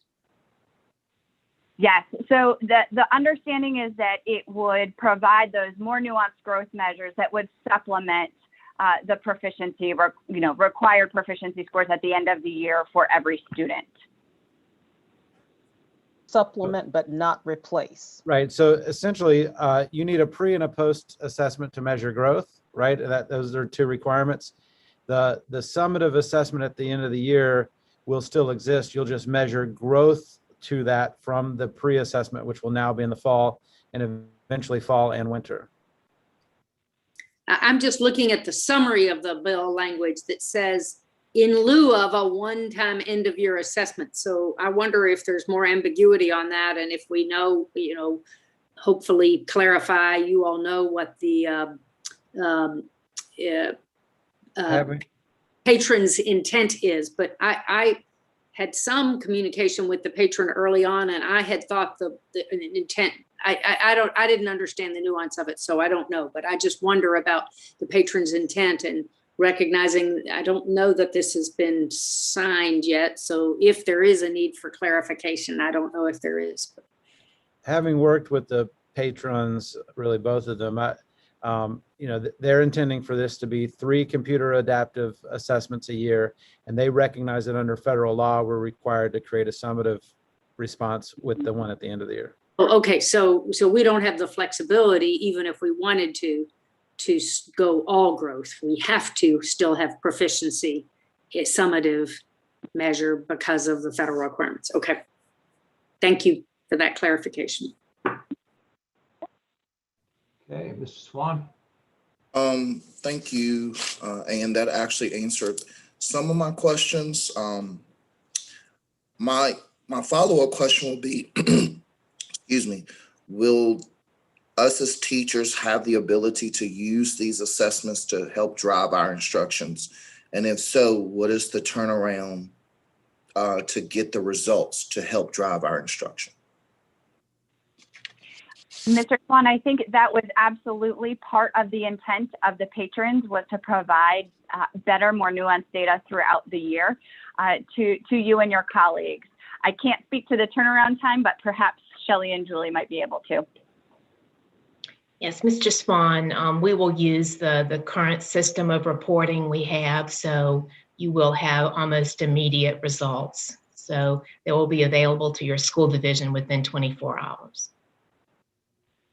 This is probably also a good time for me to make the board aware that we're also designing a data warehousing system and data analytics tool that we're referencing as LASER. And once these reports are available through the Pearson-based system, we can also upload them to the LASER system so that they can be analyzed at the local level simultaneously as well. That project will probably start to be piloted right around the time that these assessments will be piloted and eventually be proliferated in all divisions that want it. Okay, anybody else? If not, thank you to everybody from the department on this. I guess that's it for that. We will move on then to discussion of current issues. Dr. Pexton. Thank you. Good afternoon. I just wanted to take an opportunity as the chair for the special committee to review the standards of accreditation to share a little bit of information about one presentation that we received yesterday. I received several very good informing presentations, but we were really pleased as a committee and as a board who attended the session to be joined by members of the African American Superintendents Advisory Council. And for those that may not be familiar with the council, their purpose was to advise, inform, and provide professional insight on policy development and accountability for public education in Virginia. And that council was formed to provide advice and recommendations to Dr. Lane and to the VDOE leadership. And like yesterday at our special committee meeting, they were called upon to inform the board on policy matters.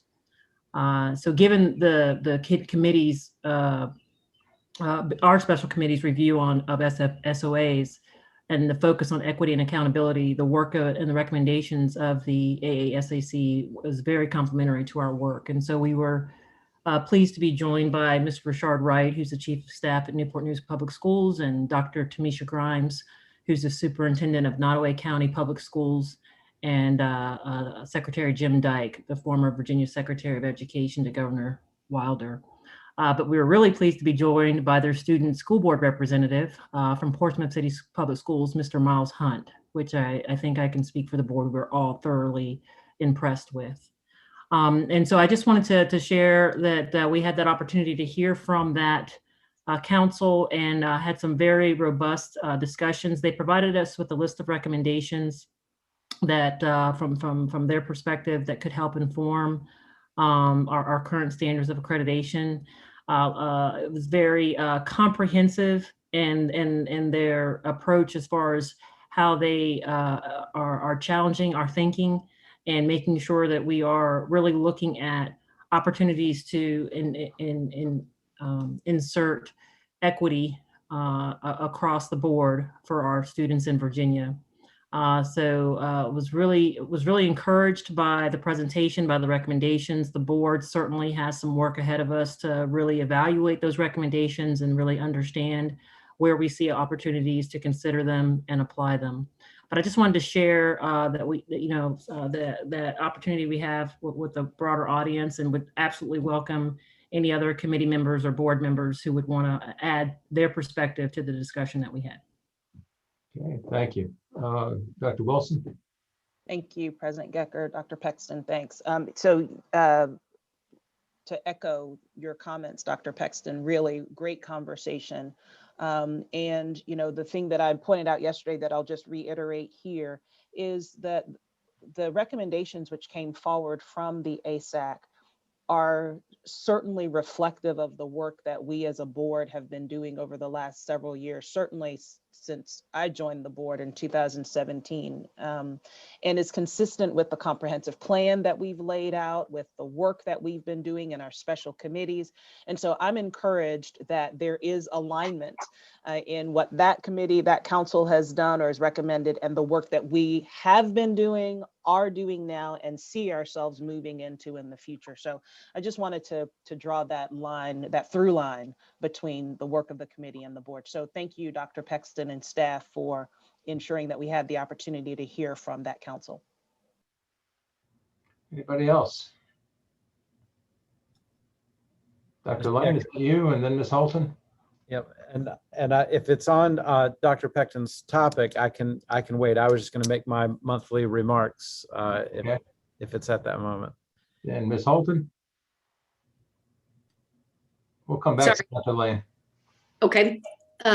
Well, I just wanted to, two things I wanted to raise.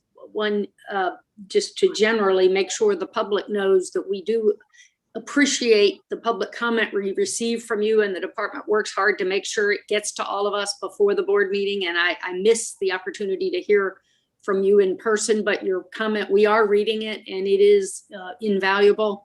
I particularly recognized this month, among other things, that we heard from the VEA, reiterating a point that dovetails with the discussion that Mr. Swann just started us on earlier today about how do we help teachers adjust to the new culturally responsive standards. And the VEA letter in particular, it stressed the importance of professional development working in tandem with the new evaluations. So I know we're hard at work on that, but we don't want to be holding teachers accountable to something we haven't given them an opportunity to learn. And I appreciate that point that the VEA raised.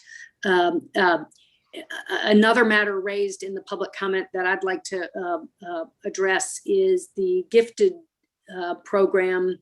Our guidelines with respect to gifted programs, and particularly governor schools.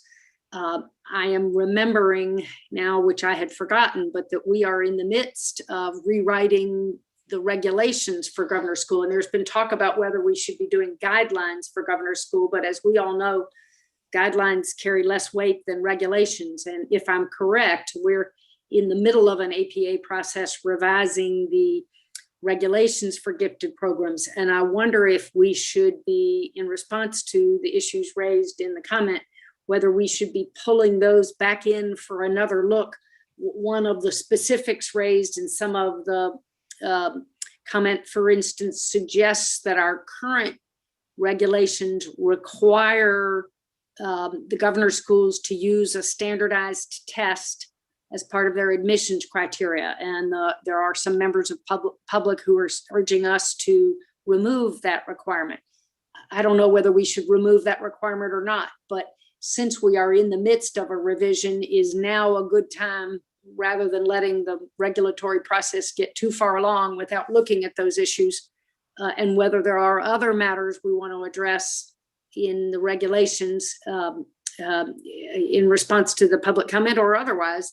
Do we want to take another look at the special ed regs? And if so, what's the best way to do that? And Dr. Lane, do you want to go or do you want me to take this one? You go first and I'll fill in. So thank you, Ms. Holton. Just for the public's awareness, all of the public comment that we received is posted on the website, and Ms. Holton is referring to several letters that we received from the public, as well as one from the African American Superintendent's Advisory Committee. The regulations are in the proposed stage and in executive branch review. My understanding is we could pull them back if we wanted to. You will have another crack at them through final stage, but traditionally there aren't major revisions in the final stage because that kind of kicks it back to starting over. So if it were the will and the interest of the board, we could pull them back. I should have checked exactly where they are. I think they may be in the governor's office, but they certainly have not been approved. And so they are still in that proposed stage. And we do have, the flexibility to pull them back and bring them back to the board while we're in proposed stage. And maybe before we talk about whether you want to do that, Emily, the governor can also suggest amendments in the executive review process. And since this bill that failed was a governor's priority, he very well may consider doing that. So you may want to let the executive review play out, because it may come back to you and you can get through that step with much of what you would want to see and still make amendments in final. I think it might be more difficult for us to make amendments in final once it's gone through. It's a good time, I guess, to bring up items that aren't otherwise on the agenda. So I appreciate this one coming up. I mean, the bill did fail, but we have been asked by a number of people, legislators included, to take a more serious look at some of the aspects of not only the admissions policies but also the feeder policies. And I personally believe that it is something that we ought to do and bring back to us and look at more, I wouldn't say more seriously, because I think we looked at them seriously the first time, but look at them with a different light on it than we had the first time we went through this process with an eye. To me, it's a deeper issue. And, we raised this when they came through. Then, how do we balance the admissions, or what we use for the admission standards? To me, it goes back to how do we provide, equitable access in the younger years so that, as people come through the system, they have the same shot as anybody else going through the system. And it is clear we don't have, equitable opportunities. I think, and I was on, with Senator Lucas, the sort of committee that Secretary Carney asked to review this, and learned a lot. I think that one of the statistics that I heard, and I'm not 100% sure this is the right number, but I think there was only one student at TJ who was not identified gifted in the third grade. I mean, the number of kids who get in who are not identified early is shockingly small. And to me, that points out disparities in the identification, which were again highlighted by the presentation yesterday, although known to us. And frankly, the resource differentials that you see, again, it's much like you've heard me talk about before. As long as we can predict outcomes by zip code, we know we haven't achieved equity. I mean, frankly, as long as you can predict the admission to TJ by socioeconomic status, we clearly have not achieved equity. And so I personally would like to see us bring this back, not with the idea necessarily of, moving too heavy-handedly into the local jurisdiction's role in determining admissions, but perhaps to be slightly more heavy-handed in what we require in terms of resource allocation and identification processes so that we can begin the pipeline much earlier than we're seeing it done now. Mr. Gecker, just one follow-up. I just want to clarify my point to the totally fine to bring the regulations back and go about that process. I was just thinking about the fastest way to get to it actually being signed, but I would not, in the meantime, I would not delay considering guidelines because the regulations can take so long, especially if you pull them back. And so I would actually just ask you to consider both. And then the other thing I would say is some of the things in some of the public comments, I just want to make sure we give you a full picture of what the regs actually say and all that, because the regs do require an assessment for gifted ID, but not for admission. And there's some nuances there that I think it'll be important for us to walk the board through.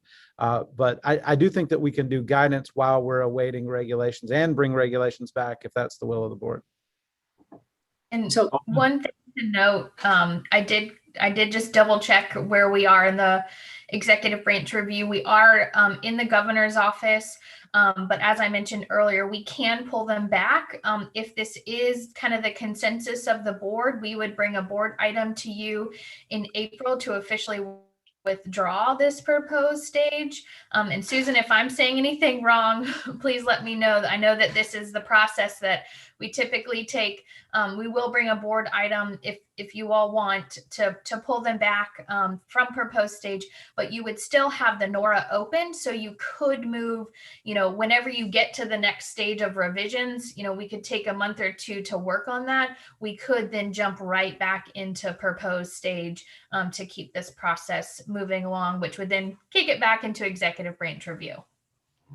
So if I may just respond briefly, what process we use, whether we ask whether we pull the regs back or whether we await the governor's office action, my suggestion would be that we ask you, President Gecker, to work with the department and the secretary's office and figure out the best course, but that substantively we've had enough new issues raised that I'm not advocating for any particular change, but I don't think, for instance, that we looked at the question of the required assessments when we were looking at this before, and are we in the right place on it or not? And would absolutely want to get educated by the department. And it may be things that we're doing that are going to be giving more direction to the divisions, and it may be something where we're giving them less, because right now there may be some things in the regs that are impediments to local actions to promote equity. So I just think that there are enough new issues that have been raised that we didn't consider before that we'd like another bite at the apple, how we best get that, in what order, without unduly slowing the painfully slow already APA process. I'd happily defer to you all to figure out.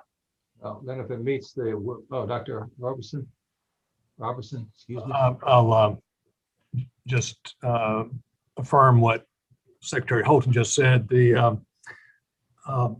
Despite the fact that the bill failed, I'm going to play the rookie card again today in my first public business meeting. Each of you has greater awareness of the processes that are involved for reconsideration. But despite the fact that the bill failed, we have a constituent group that has come to us and made a specific argument for our consideration and review. So it strikes me that whatever mechanism we can employ, which is appropriate, that this does merit a board review or a board discussion, or again, whatever mechanism is developed. It appears important for us to send the signal to the community that the board's attention has been drawn to this. Then what I would propose, as much as what Secretary Holton proposed that I would adopt, is that in conversation with the superintendent, with the secretary, we figure out best mechanism to bring this back before us. And maybe the board could have some trust in me that, we'll find what would be a satisfactory solution to how it comes back, whether it be the guidelines, pulling them back, waiting for the governor, et cetera. But we'll talk it through. And of course, Dr. Wilson would be involved in those discussions. Sort of nodding of heads on that, or gee, is that terrible? Okay. And Stuart, just so you know, I played the rookie card for a full 2 years. And I still often talk about my lack of education background and expertise. So feel free. You can't pull that one, but feel free to be a rookie for a while. Thank you. Okay. I know, James, you had something to say. I did want to just for a second, and because I think James will probably wrap this up, to Dr. Wilson's point, we've heard over the last, 4 years, since we started working on the comprehensive plan, from a lot of groups who have brought forward a lot of statistics about what's occurring out in the field, in particular with regard to achievement gaps, with regard to inequitable resources, et cetera. And I greatly appreciate yesterday's presentation. And I would point again to Dr. Wilson's comment that their direction really is our direction and has been our direction for a while. We are very studiedly working through the issues. If you read the comp plan, we're pretty much right on track for where we ought to be in terms of the equity agenda. That is not to say, by the way, that I think we have the exclusive knowledge on this. I don't. And every time a group speaks, it does inform where we go. But I think it actually hurts a little bit when we treat all the new statistics as, gee, just jumping out and brand new. And now we ought to start a direction, when really, in my view, we have announced the direction. And, we're about midway through the process. It's a big system. And as we talked about before, there's a lot of documents out there that need to be looked at, integrated, harmonized, et cetera. And, I'm very happy personally, and I hope the rest of the board is somewhat content with the speed at which we've been able to move on things like the SOQs, the SOAs, et cetera. That I, give full credit to Dr. Pexton, that moving through that second piece of it, that is the review. And as I said at the retreat coming up in April, I expect we will lay the groundwork for sort of the next major phase of our agenda, which is, equity for sure. It is, I think, as we described it in the comp plan, as was reiterated yesterday, our goal is to have the appropriate educational opportunity for all the children in the Commonwealth, regardless of where they're from. I mean, it's just that simple. And, I guess that's all I've got to say on that, but it is very important to me to note that, there are times when I would just like to do it and be done with it and say, this is the end. But the process is important. You don't pull people along, you don't change hearts and minds if you just ram things down people's throats. The process is important, and I am very respectful always of, the process. And I think the process that we've adopted is a good one. To the extent people want to suggest changes, certainly we're open to that. We always have been open to that, but I would like us to continue marching. So with that having been said, James, I know you had some wrap-up comments. Thank you, President Gecker. First, on behalf of the department, I also want to take a moment and welcome Dr. Roberson and Mr. Swann to the board. I've obviously welcomed you individually and personally, but I just am excited to have both of you here and really appreciate how both of you jumped in to the meeting and feel like a part of the team already. So thank you and welcome to the work that we do together.